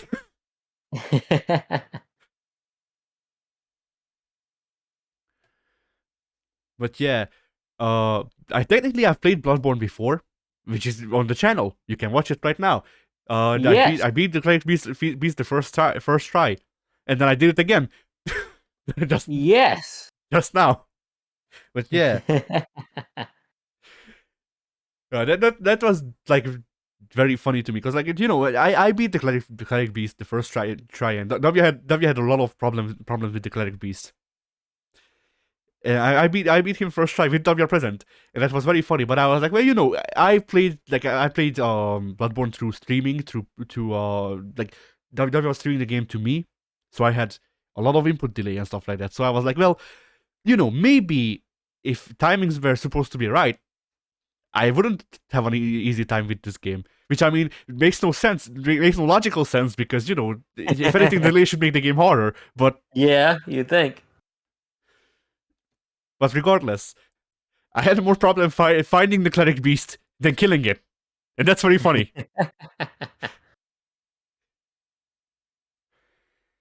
And yeah, I've gotten way past the part where we left off the recording with W, and I've had to endure things like, yo, what if I give you a part where if you die, we just spawn more enemies? Also, guys shooting you with a machine gun. That sounds fun. Yeah. Machine guns? What? Yeah. By the way, if the machine gun hits you, it gets you in a stun lock, and you need to find the one frame where it's not one frame, it's more, but whatever. You need to find the one frame where you can actually dodge roll out of the way and also hopefully not die, but you will probably die anyway because there's like 5 people and also a guy who also we spawned a hunter because you died here before, and we just kind of want you to eat more shit. Like there legitimately is this place after the part where we finished where like the I don't know about Bloodborne's lore so far. And I mean, like, I have to commend them. Bloodborne has cutscenes. I was surprised. Like they're usually not like filled with dialogue, but like there's cutscenes that there's people speaking. There's actually there's story being presented. It's not just world building. I don't think I believe you. It's not just world building and reading the desk descriptions about shit that happened 50 million years ago that might have been cool. It's actually people are talking about stuff that's going on. Oh no. Oh no. But yeah. Where was I going with this? Shit. I was going to lead that into something. That there's actually story. I don't remember. Whatever. Oh yeah, so I don't know a lot about the story, but it seems like the overarching theme for the enemies and like what's going on with your character and all that is just werewolves. Like, That's exciting. yeah,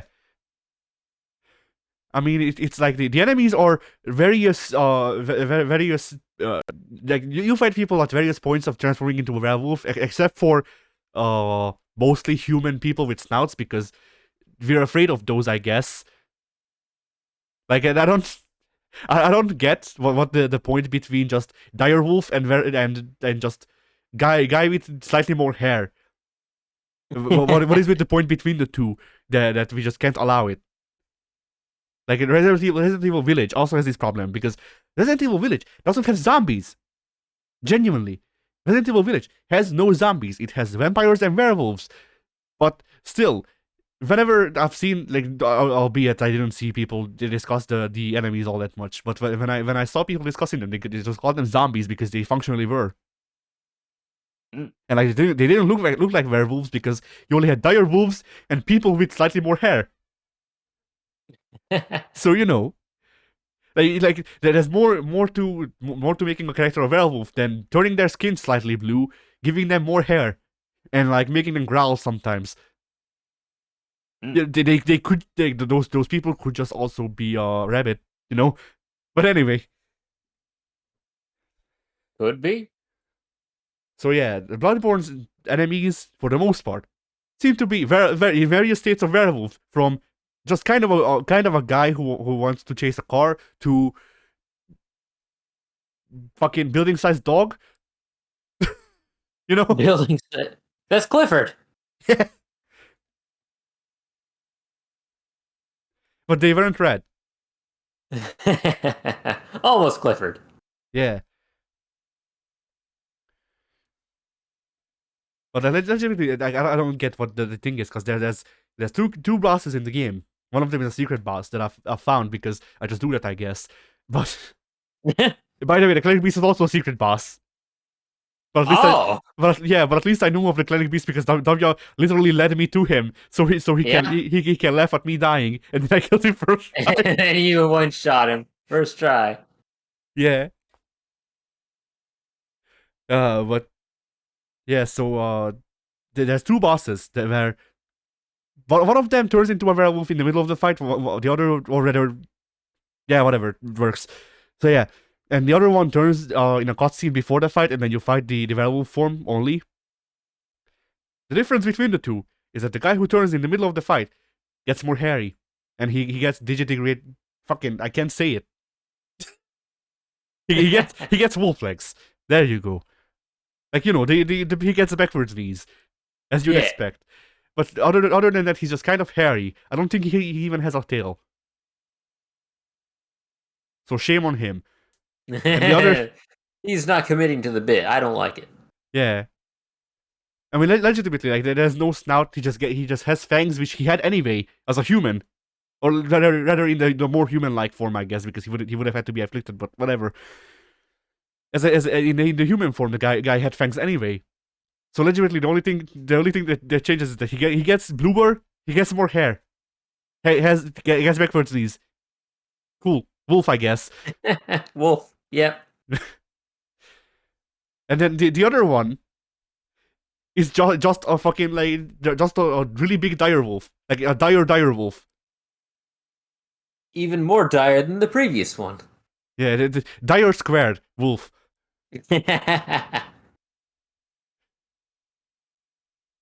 But yeah, and there's legitimately this part in the game, and I'm at the start of the game, by the way.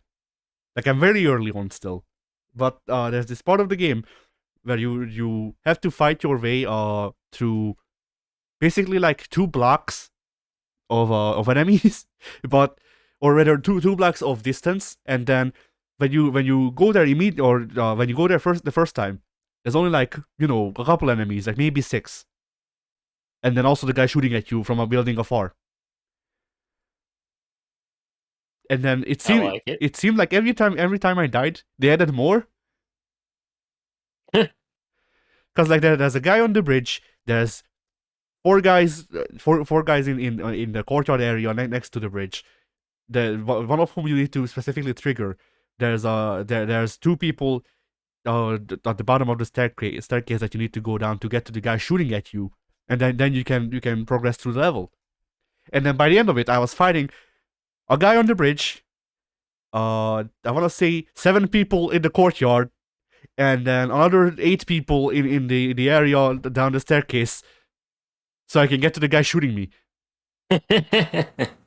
What the heck? Yeah.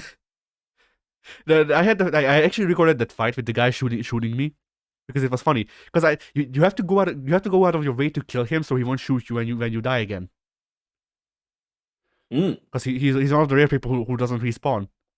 And technically, I think he's supposed to be a boss, but but I had this funny encounter because like I climb up and in the like it's imagine this big clock tower, and he was shooting off the top of that thing, and to climb up the clock tower, you need to climb up 2 very large ladders. So I do that. I spent like I want to say half a minute climbing ladders and nothing else. Like Donkey Kong. Yeah. And then the guy like hits me twice. I lose most of my health, so I heal. Guy hits me once again. Lose most of my health. I heal. Okay. Guy is like, I'm gonna be flashy. Tries to jump back to do a big attack. Jumps off of the tower. Dies. So yeah, that was a cool boss fight. I like that. The boss fight where the boss commits suicide when you finally reach him. Yeah, I won by attrition. I had I had more health serums than he had brain cells, I guess. But yeah, and I kind of wish Dobja was here so I could ask him because I really wanted to know because if memory serves, Bloodborne is supposed to be one of the harder Souls games, as in like before Sekiro came out, it was supposed to be the hardest, and I don't get it. Like Bloodborne has thus far been like very easy compared to Neo. Well, when you got bosses that jump off clock towers, I mean, it sounds kind of easy. I mean, other bosses aren't so generous. I imagine most of the bosses don't commit suicide, but that exception right there is just too hilarious. Yeah. I also liked how one of the boss fights was just the Cleric Beast again, but with a different name. So you know, like it's a thing of you can fight the Cleric Beast, or you can skip out on the Cleric Beast because the Cleric Beast is not a thing that you or not required for progression, I guess. Yeah. And then two fights later, we just put the Cleric Beast back again. People didn't see him. No one found the Cleric Beast. You know, I mean, that seems like a lot of FromSofts or bosses, or not all of them, but enough that it might bother people, as in it bothers me kind of. Because like in Elden Ring, the one thing that I've heard people complain a lot about is that there's a lot of reuse of bosses, and considering I played through Neo, and Neo also liked reusing some bosses, you know, I understand. Yeah. Like Neo only did a boss rush to reuse the bosses, but that was a one boss rush too many, in my opinion. So, but yeah, Bloodborne is a more enjoyable experience than Neo, just because it's not a slave to stats. Like obviously stats matter, stats change things, but I don't spend half of my time on a level just or rather there's no levels for one, but I don't spend half of my time in an area in a well-defined area just looking at a menu and trying to figure out, hey, so if I change this sword out to that sword, I'm gonna have one more attack, but I'm also gonna lose 2 spirit. Spirit doesn't really change things, but this one also has a special stat that makes it so bullets. Sometimes I eat bullets, but that one makes it that one makes it so I can shoot fire out of my eyes. Yeah, I get what you're saying there. Like one of Neo's big problems to me is that it's a Schluter. Right. It has a Diablo style gear progression, and I do not enjoy Diablo. That's pretty much all it comes down to. Like the game was hard, I guess.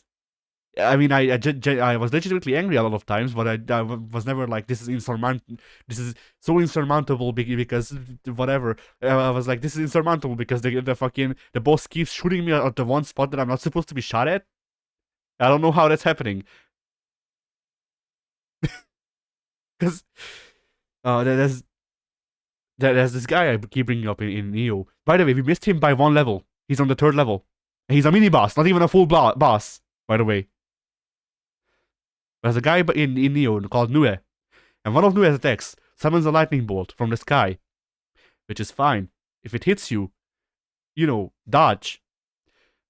But also, there's these 2 buildings that Nue can break that you can stand under and not get hit under the lightning unless the lightning hits you. Which was a lot of my experience. Or at least if memory serves, there's the 2 things you can stand under. I don't know. I haven't played Neo in a while, and I don't plan on playing Neo, just in general. But yeah. And then to summarize, really my feelings on Bloodborne, I'm gonna say something very controversial.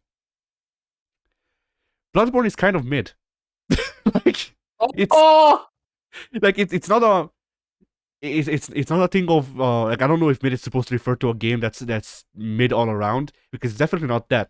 Like Bloodborne has very good world design, it has good world building, it has a nicely defined aesthetic. Like you can see the aesthetic in everything more or less.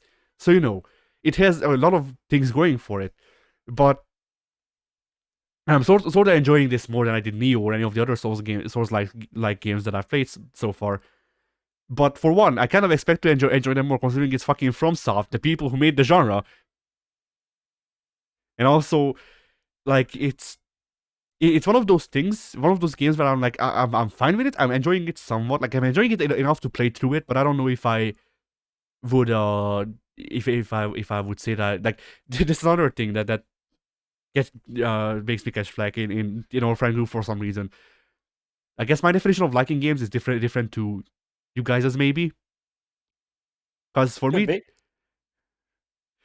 because like I use a similar definition for liking food that I do for liking games, where like there's games or food that I'm like, okay, I'm fine, I can put up with this, I can enjoy this sometimes, but it's not something that I would be clamoring for. And games only really enter my dictionary of liking things when I'm like, when I actually feel like, man, I want to play such and such game. And unless I'm specifically like, I want to play this game and other games won't really do, then I'm just not really fucking. I can't really say I like it. Like, I'll say I like it in the sense that I'm not having a miserable time. Mm-hmm. But at the end of the day, I will not claim that I like the game as much or whatever. Like, I will definitely not say that I love it.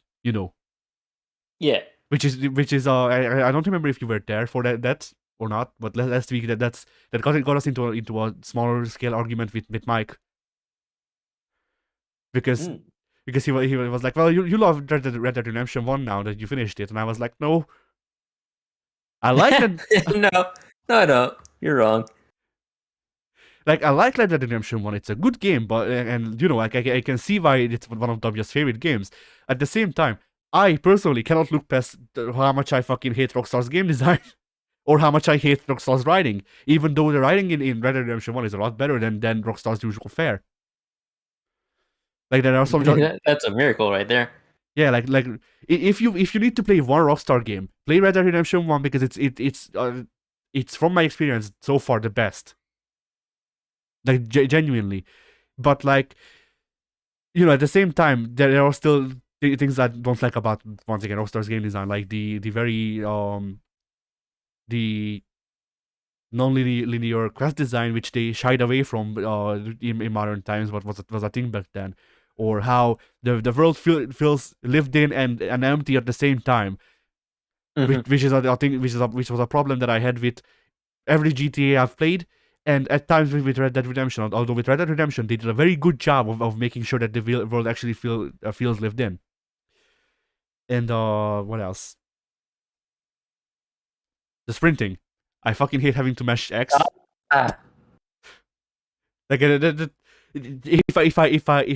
for all of my problems with Red Dead Redemption 1, if they could remove that part of the game, like if they just made it so you had to hold X, then I would complain about it a lot less. You know? yeah. Hmm. But yeah, similarly with Bloodborne, like I'm enjoying playing Bloodborne in a sense, but also I'm while I'm playing Bloodborne, I'm not really playing Bloodborne because I'm enjoying playing Bloodborne. I'm playing Bloodborne because I'm enjoying thinking I'm enjoying the inspiration it gives me for a review. I'm enjoying gaining a better understanding of Dark Souls of the Souls like genre. I'm enjoying enjoying Bloodborne for the things that it does pull off well, like the world building and stuff like that, and how there's actually like narrative being told to me. And my my prior experience with Dark Souls was not this. You know, like Yeah. there's a lot of things that I can see why people like Bloodborne. But I don't know if I'd say it's like it's this killer app that like it was a necessary thing and a lot better than the PlayStation 4's library on the time it launched. But like always, whenever I play a Souls game, I'm like, yeah, I can see why people like this. I can enjoy this somewhat. This did not need to become an industry wide phenomenon. Like this did not need to be Yeah. this need or rather a better way to put it is this did not need to become a part of every other game. Yep. Let FromSoft make FromSoft games because FromSoft makes good FromSoft games. Please, for love of God, do something fucking original or at least iterative. Hmm. Which like I'll shit on Neo because I well that's a harsh way of putting it because I don't really shit talk Neo all that much. I usually just say I didn't really enjoy playing Neo, and that's kind of true. But yeah, like I didn't like Neo, but it iterated. It has its own identity because it introduced the Diablo like loot system. I hate that part of it, but hey, it's a thing that Neo does. Yeah. And like once like Souls as well. Souls is just an action RPG at its core, but it iterated on action RPGs or innovated, I guess. I don't know if that which one would be the right word because it did both. But that's basically it. Like this is a line this is a line that I'm stealing right out of. Oh no, never mind. That review's out and out. But yeah. So yeah, this is a line from the Songbird Symphony review.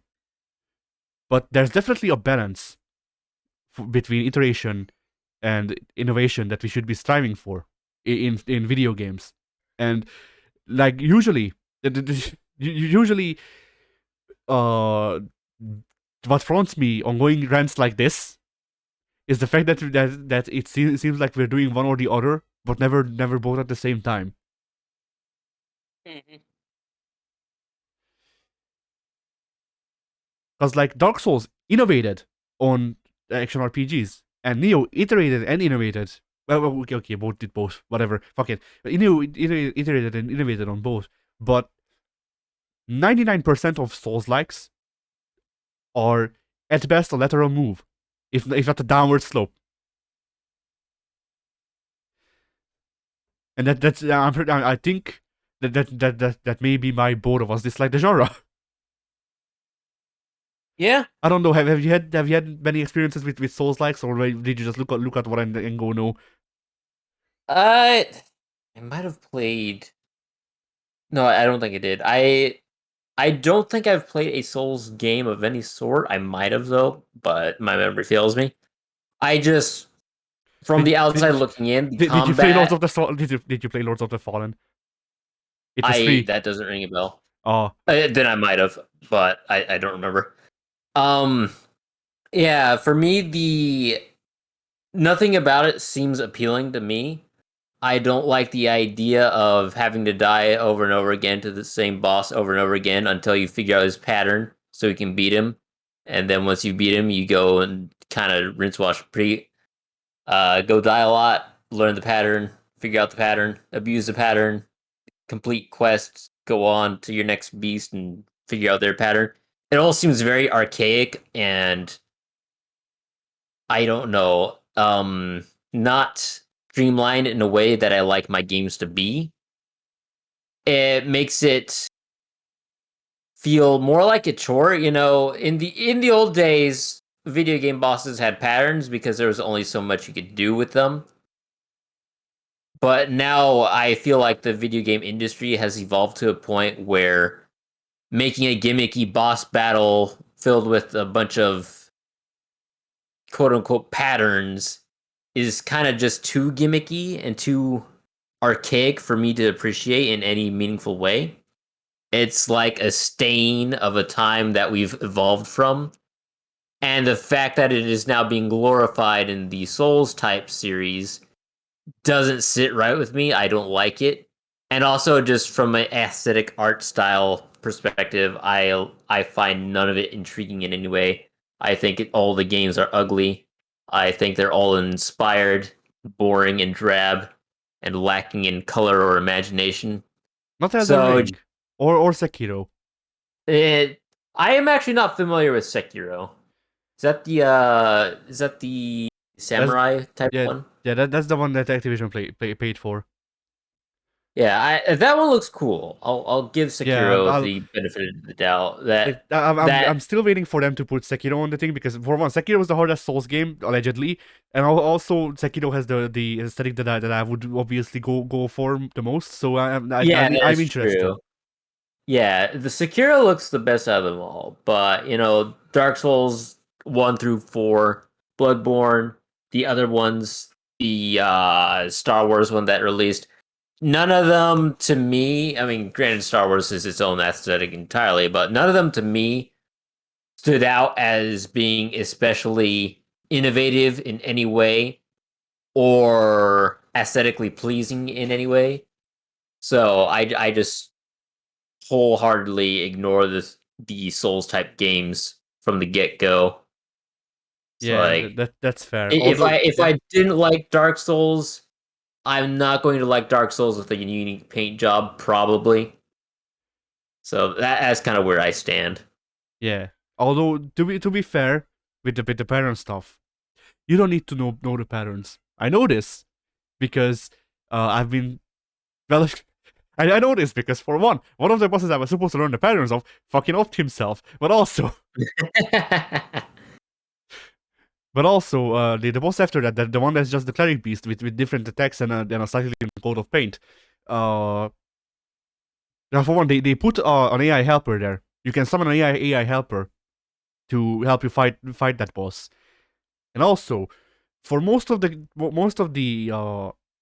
game, from my experience, it's not even really about knowing the patterns of a character. Like it is if you want to parry them, but parrying is a commodity in Bloodborne that's limited, and so you're discouraged from ever fucking using it, or at least I am. Oh, So I'm just basically doing everything on dodge and attack, and nothing else. That's all I have. But yeah, and I beat that boss on the second try without knowing the patterns because there's like you don't need to learn like you don't need to learn the patterns as much as you need to learn your spacing, and that's pretty much what Souls is in my opinion, at least from my experience. It's Souls is nothing but spacing and kiting characters and shit like that. And basically all you need, like the things you need to remember is if boss lifts hand, dodge forwards because then you will climb up their ass. and and usually the characters don't have an attack that attacks their own ass unless they're the big tree with a cock. oh my! Yeah, there's a big tree with a cock in Dark Souls 3. I want to say that pisses on you and you die. Oh, that's incredible. Or I don't know if it has a cock. It definitely has balls, like eight pairs of them. So yeah, that. But yeah, like similar to you, I have no interest in Elden Ring or Dark Souls because I don't like the medieval aesthetic, and Yeah. dark fantasy is not my cup of tea because it's usually just like Like, I'm fine with edgy shit, but at the same time, dark fantasy, or at least a lot of dark fantasy, seems to just boil down to everything sucks, everything's cursed, everyone's fucking. Usually not with usually without consent. Actually, that's a better way to put it. Yeah. And it's just a thing. Like it's grimdark. That's the best way I can put it. Mm-hmm. A lot of dark fantasy comes off as grimdark for the sake of being grimdark, and I don't care. Like Yeah. it's why I disliked fucking, I keep bringing it up, but I keep forgetting the name of it. The Gray Man. The Gray Man was an anime that was a hit with the type of people like I used to be, or I am. I don't know. All of the edgy kids love The Gray Man except for me, because I was like, this guy has a big skeleton arm that he wields a lightsaber with, and there's also a lot of blood, and it's kind of just like boring and lame. Like let me see if I can find a picture of the guy for you.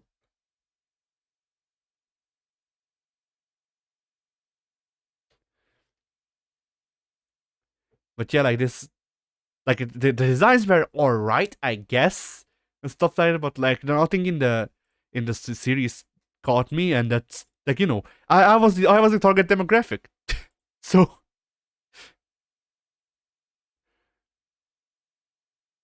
I'll post the pictures.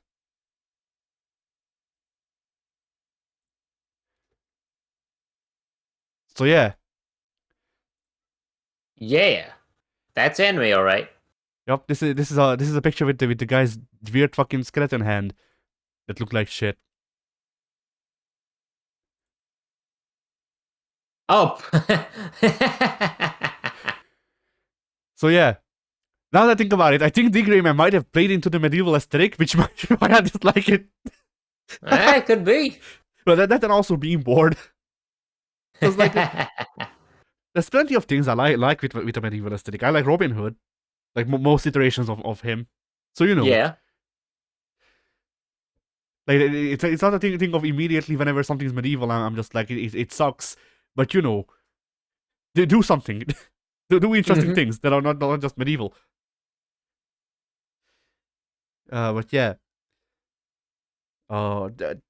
with Elden Ring, like I considered buying it just because of how much it blew up and all that, and I also wanted to see how much they actually could fit, like narrative and stuff like that.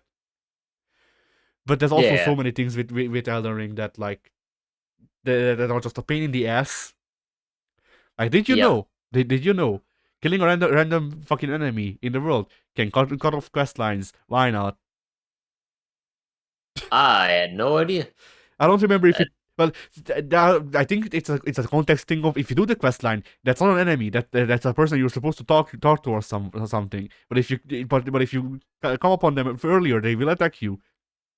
And if you kill them, then the quest is lost. Interesting. Yeah, or something like that. And I saw a game where you can kill even NPCs that are supposed to be helpful. But that's kind of silly. That like, because also quests are not really like shown off. Like, if you need to be at the right moment, at the right place, at the right time, with the right build, I guess, because builds. But yeah, like, the quests are very easy to miss, from what I hear in Elden Ring. Mm. But yeah, anyway, that's video games. Then I also drew. All right. So for the first one, I redesigned Kirby's mech.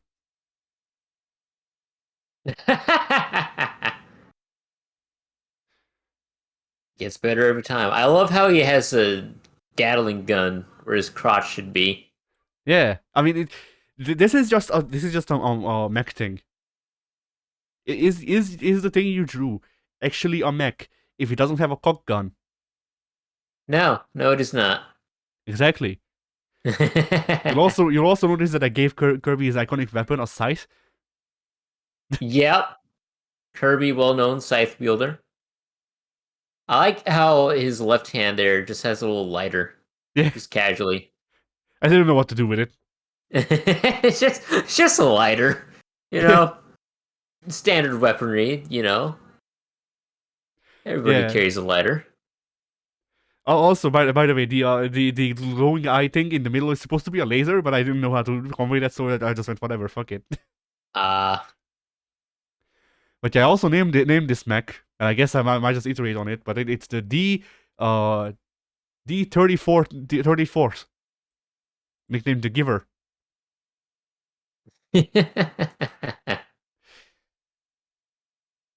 I fucked up a bit with the perspective because I feel like the skull on the left shoulder is just not in the right place for one. yeah. I got what you're saying there. But whatever, I'll fix it next time if I'll remember.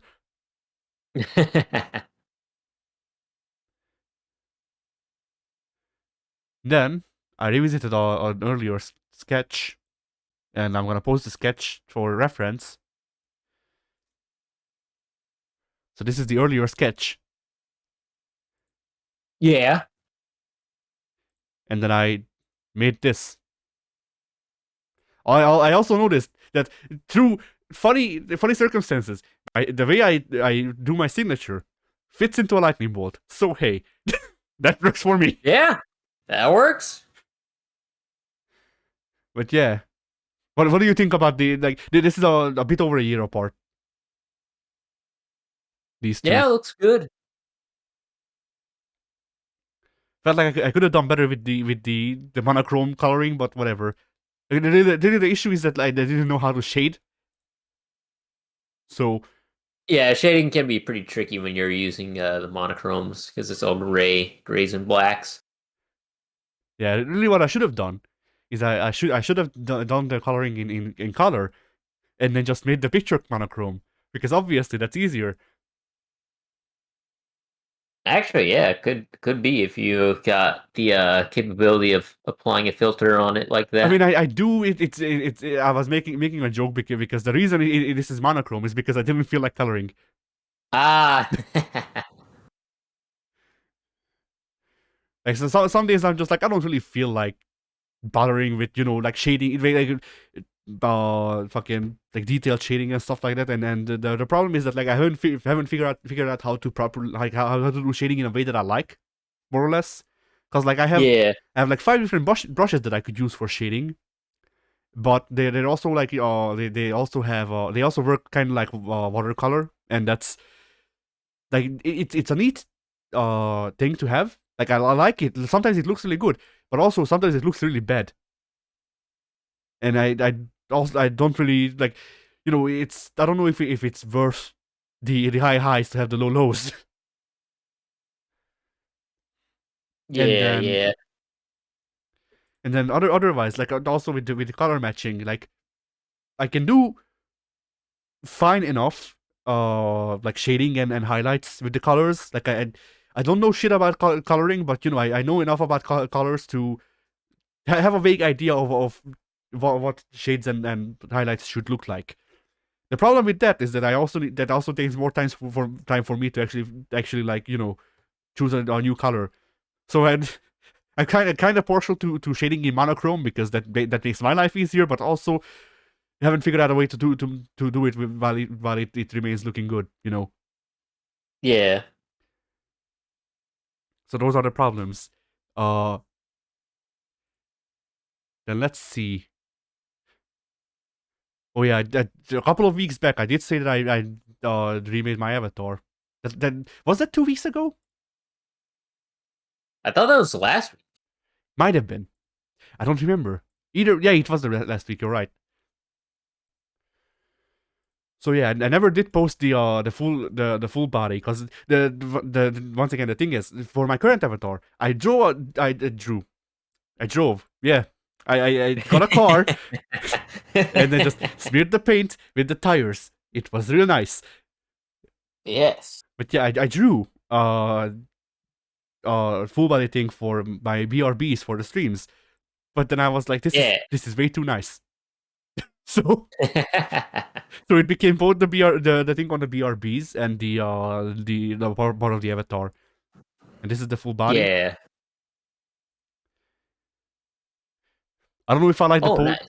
I don't know if I like the posing, but it's only there's only so much I can do this far. And yeah, there's the avatar, so you can zoom in if you wish. Yeah. Now, the difference between my previous avatars and this one is that I took because I would have covered up most of the background elements, so I just brought them into the foreground because I like those background elements. I spent time drawing all of those couple fucking menacing symbols. They actually mean rumble, by the way, but never mind that. Ha. Then let's see. Uh, then I also reworked the Fighting Games R logo because I kept looking at it. And by the way, the 50th episode of that is coming up, so that's then I hope we'll switch it if W likes it. Oh, nice. But yeah, so I kept looking at the current one, and for one, I don't know if you scroll up if you can still find it Would it easily. be in the logos or? Yeah, it would be in logos, but it's long gone. Ah, So no, I can just repost it all right. for comparison. 1 sec. So yeah, for comparison. Yeah, yeah. Yeah, for one, I thought the lettering in the current one wasn't clear enough because people will see the top of the bat on uh the fucking stick. There we go. Yeah, yeah. People will see it as an O instead of an I, instead of the dot on an I, which is what I intended for it to be. Yeah. I got what you're saying there. So I redrew the fight stick to be very disproportionate. Like the previous one is more actually like realistic, but it's a Yeah, logo. but this one looks more like an I, less Yeah, like an O. but that means I had to redraw everything. So Yeah. so new Faust, new Akuma. Well, they're technically not new. I used the old ones as a basis and then wrote on top of that. But technically redrawn Faust and Akuma. Yeah. New lettering, new color grading, which I think I don't know. Which one do you think looks nicer for the letters? For the letters, I actually think I like the previous one for the letters. Yeah. They're a bit Really. more thicker and easier to read, I suppose, from a distance. It's not even that they're thicker. The problem is that I know. I even know how I can fix this. That's Oh. nice. So yeah, well, I will redraw the letters anyway because I just don't like their form to begin with. But they're not. It's not that they're thicker. The problem is that, or the difference between the two, the big difference is that the current logo's lettering has a white outline, whereas the new one, I tried to do Ah. an inverted outline of the main color scheme for the thing, and that makes the middle of the letters blend. Indeed. So yeah, I can just rewrite the lettering because I don't like the form, and then the white outline shouldn't cause problems after that. So yeah,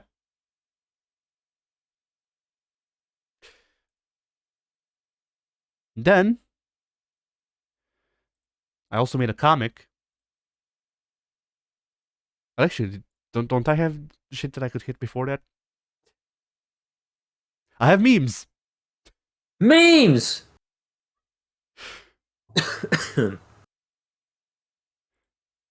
I like this one because it's a dumb joke, but it's funny to me.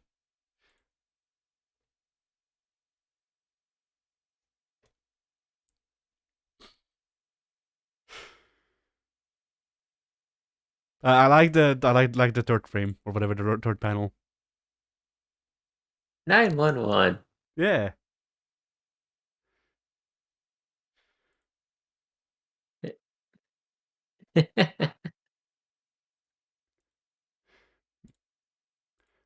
Also, I'll delete this, but well, for one, I think this is somewhat amusing, but also I want to gauge how much time you spent around me, and the easy way to do that is to see if you understand what the fuck this means.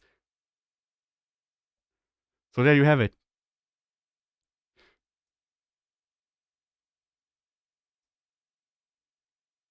Now, I'm pretty sure you've explained GIF to me in the past. Yeah, at least 5 times, I think. four or 5 times, Yeah, legitimately. yeah. My mind always goes to peanut butter, but then I remember. Yeah. Fun It's fact. not GIF. It's not GIF. Yeah, I was about to say, fun fact. I forget where I read this, but the Old English, I think it was Old English or Mid English, I forget, pronunciation of the word GIF, or those combination of letters was GIF. So great. Mm-hmm. Mm-hmm. So anyway,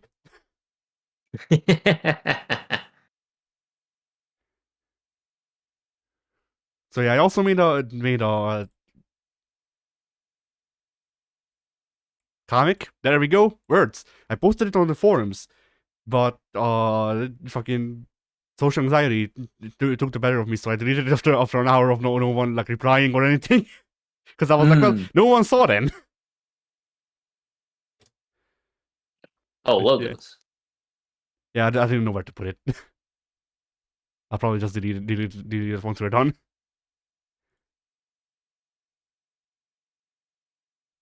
It's too small. I cannot read it.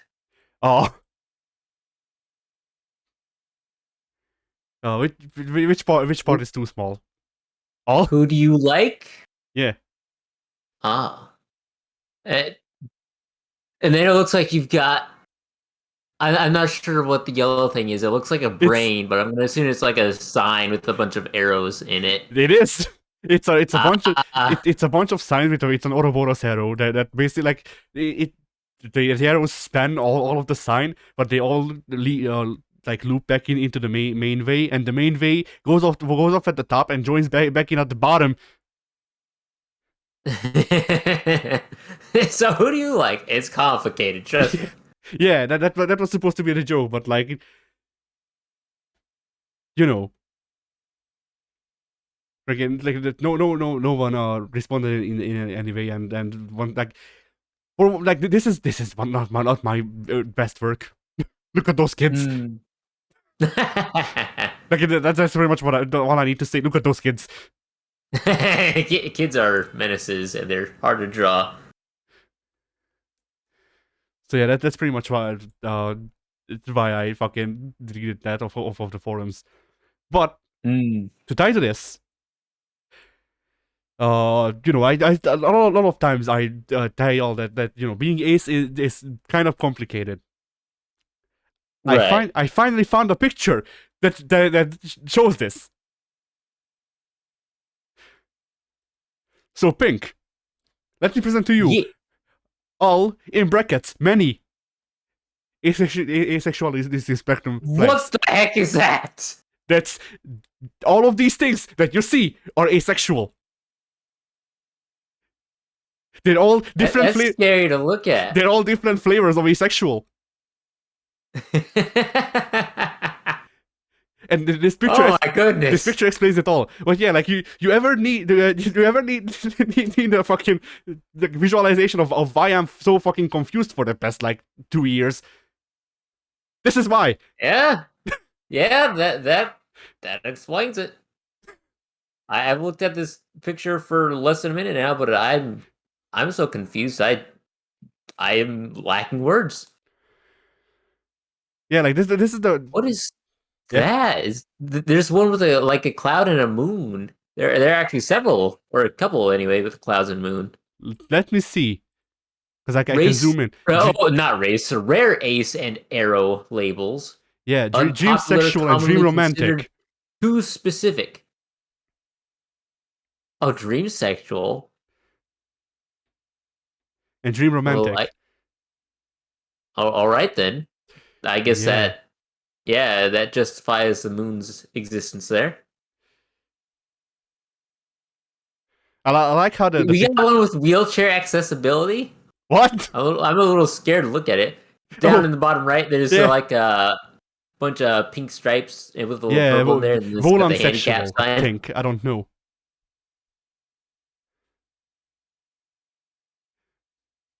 I like how there's a box here that says, and I haven't seen it before. There's a small box that just says, "Do people need that many labels?" Yeah, I was looking at that right now, and I'm kind of in the same boat. This is kind of like that pansexuality thing you were talking about last week or whenever. Or it was Yeah, like I don't really understand the differences between that and bisexuality, but I guess there is a difference, and it's just really a technicality of throwing more than needs to be thrown into the mixture, I think. yeah, But yeah. I think the I think like the well, for one, obvious the difference in my understanding of vote is that I'm not pan. I am ace. So Right, right. I understand some of the nuances of it better. But uh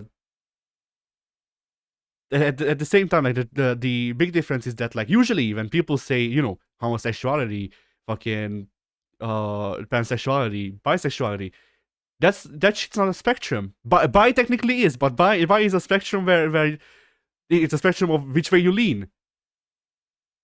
Yeah. But like ace is a spectrum where you can fucking you can feel sexual attraction on like very specific conditions, or you can, oh yeah, that's actually pretty much it. Like you can either only feel sexual attraction on very specific conditions, or you can feel you can't feel sexual attraction at all. And fucking just like the other thing is that people like asexuality, or how do I put this, uh one's response to sex as an act is also a big part of the community, even though it's not actually tied to asexuality. Like there are people who feel attraction but are sex repulsed, and there are aces who fucking who don't care or love having sex but also not feeling shit, or rather, how do I, like, while while whatever they feel not but being actually directed at anything. Hmm. and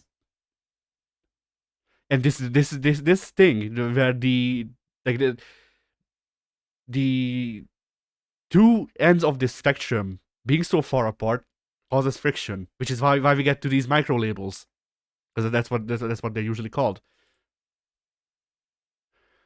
I see. Because like labels are supposed to be a thing of, hey, I'm this, and then you know what this means. Yeah, But for the with most part. yeah, but with asexuality, because of how it's a lot of times used to refer to the ace spec altogether. Asexuality is losing that power of just going, hey, I'm this, and people know what this is. Yeah. But at the same time, the macro labels aren't any like better, because like I did this bit to Mike 2 weeks ago, but like it's legitimately faster for me to just say how the fuck I'm supposed to be set up than actually like listing out all of the labels. Because like, I mean, it doesn't have that for a lot of things I'm still questioning, and there's like two or three things that I could be, which means I have to list all of them as a possibility, which lengthens the list. So but yeah,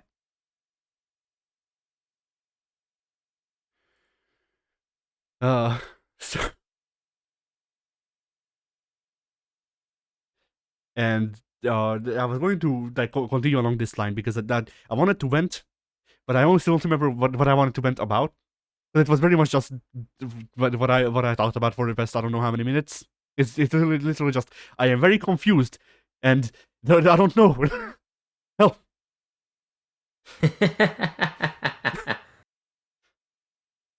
Uh, I did recently come across the thing of apparently aesthetic extraction may not just be an aesthetic thing, as in like it's how do I put this? It's not just an ocular thing, or I don't know. Supposedly, which like I understand, but you know it's a weird difference to make. But you know, I've heard someone make the argument that you can be aesthetically attracted to someone's personality because their personality fucking whatchamacallit, like you know their personality is in itself an aesthetic. Yeah, I don't know how much I agree with that, but you know it's a take. Like that is certainly. technically yes, I can see the argument. I just don't I just haven't been among people enough to actually know. I guess.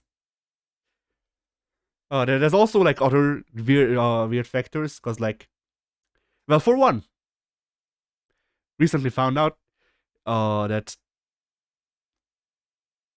uh, people who are just normally lesbian can be into men as long as they don't exist. Wait, what? Yeah. So there's this weird phenomenon where I've seen the examples with lesbian people, but you know, I'm assuming this can be anyone. But there are lesbian people who, regardless, can look at fictional men and still be somewhat attracted to them, despite the fact that they're not actually attracted to men. Oh, I see. So it's like being attracted to the idea or the quote unquote personality of a fictional character, I suppose. I don't know because people don't usually elaborate that much. It's just this is a thing, but uh yeah, and because of this, you know, people insist that you know, for stuff like this, you should only count the things that you feel about existing people. And now here's the thing that complicates stuff for me. If we count the fictional people, then I am in a way gay. If we don't, I'm a romantic or Uh-huh. anything because I have yet to look at an actual person and feel anything but disgust. is the funny answer. No, legitimately, I have yet to look at a person and feel any sort of attraction. So you know, that's and you know it's not even not even just a thing of I don't know. I haven't found because like you know I see celebrities. I saw some people growing up. Like I went to high school. I was still homeschooled on paper, but I went to high school. I met people in high school. Fucking, I don't know what else I could point out. Like, you know, I don't. It's not that I literally have never had human contact. Yeah. This shit is just very confusing. Yeah. Because like, once again, it's a thing of like,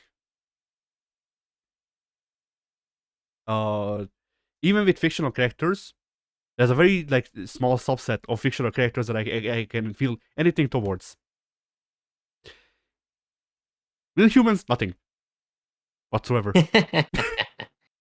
So you know, it's once again it's a thing you think of like, well, okay, so do I say that I'm gay because I'm male and I can only feel things towards fictional male characters, or do I say that that I don't feel those things because I also don't feel anything towards real people? Yeah. Who the fuck knows? Yeah. Hang Uh, on 1 second. all right.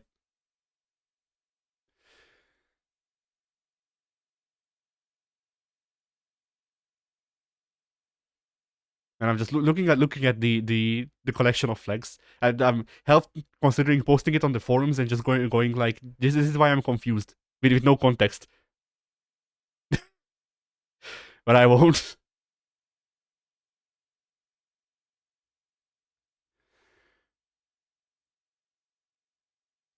Actually, while pink returns, I can just And we're back, which people won't have noticed, but hey. There might have been a little bit of delay, but you won't notice. You will have the luxury of a paused recording. Yeah. But yeah, like, you know, it's a thing of like, I know that a lot of my freaking out, it just seems like I'm freaking out about shit that doesn't matter because, you know, I'm freaking out over labels, but I'm actually freaking out over the labels themselves. I don't actually give a shit about those. The thing is that, like, I don't know where I fall, and trying to fucking like trying to find definitions by people who use these labels can help in figuring that shit out. Yeah. But like, once again, shit can get really confusing, and also I'm just kind of like, to get to some conversations that seem necessary right now for me to fucking see.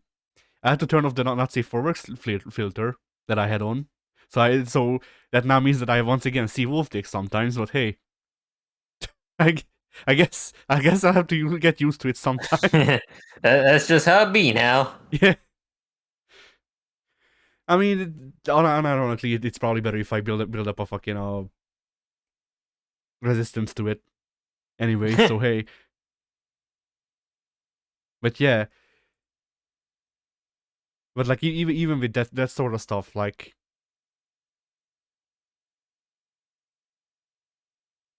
once again, it's a thing of like, the data pool that I have to work from is very limited, and sadly, because of my predicament, I literally can't just feel the things because I don't. Yeah.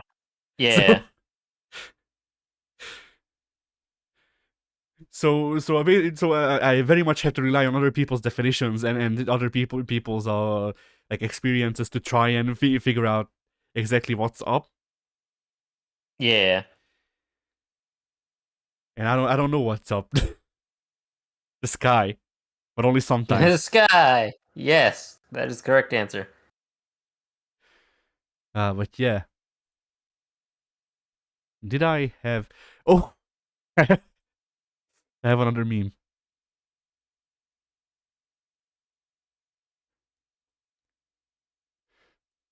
So this will probably not make Why did sense. I transport back into the fighting games channel? What? Pictures. There we go. What the heck? This is a reference to JoJo's. I have no context. I don't understand. I'm But about to give. context is not needed. It's beautiful as it is. All right, I literally just pulled up the context, but I guess nice. Thanks, Google. So yeah, I literally just pulled up context. If you feel like it. Well, go ahead. All right. So in the anime titled JoJo's Bizarre Adventure, which was manga before then, this is a panel. This is this is the main villain of the series, getting his vampiric powers. I see. I also just like how it took Google 2 years, but it's caught on, and now it knows I'm a furry. Cause like, I just typed in, "I reject my humanity, JoJo," which is the quote. Fucking third row, just nice furry D award from fucking Fur Affinity. Cool. Like, not the thing I'm looking for, but fine. Like, Google just like, "Hey, you're looking for a meme? Have this." Oh, it won't send. I remember a way to fix this, but I forget how. So give me a sec while I fix this. No problem.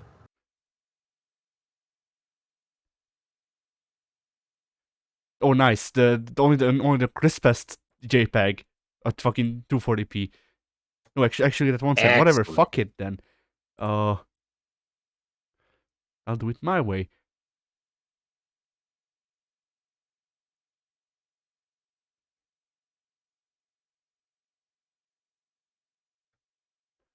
So,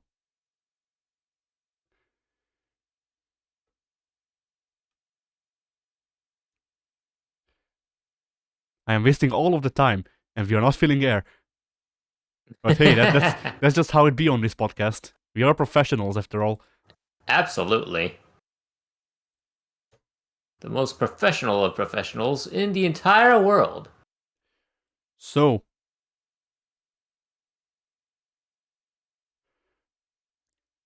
while looking for that meme, Google was just like, hey, have this too. Yeah. Nice art, I guess. Yeah. Very stylish. Yeah.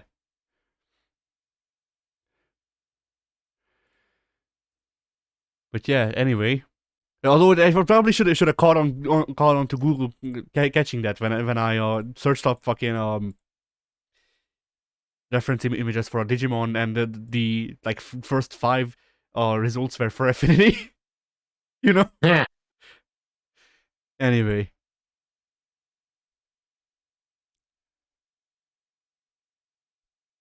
Now, did I save any topics? I know I have a lot of fighting game topics, but that's for Monday. Unless you didn't want to talk about rollback netcode right now, Pink. Nah, I can't say I'm all that interested in rollback. So yeah, then I believe we can call it a podcast because I don't seem to have saved any topics.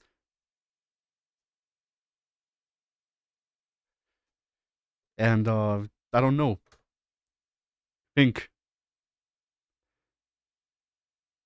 Pink? I don't know. Okay. Reject your humanity.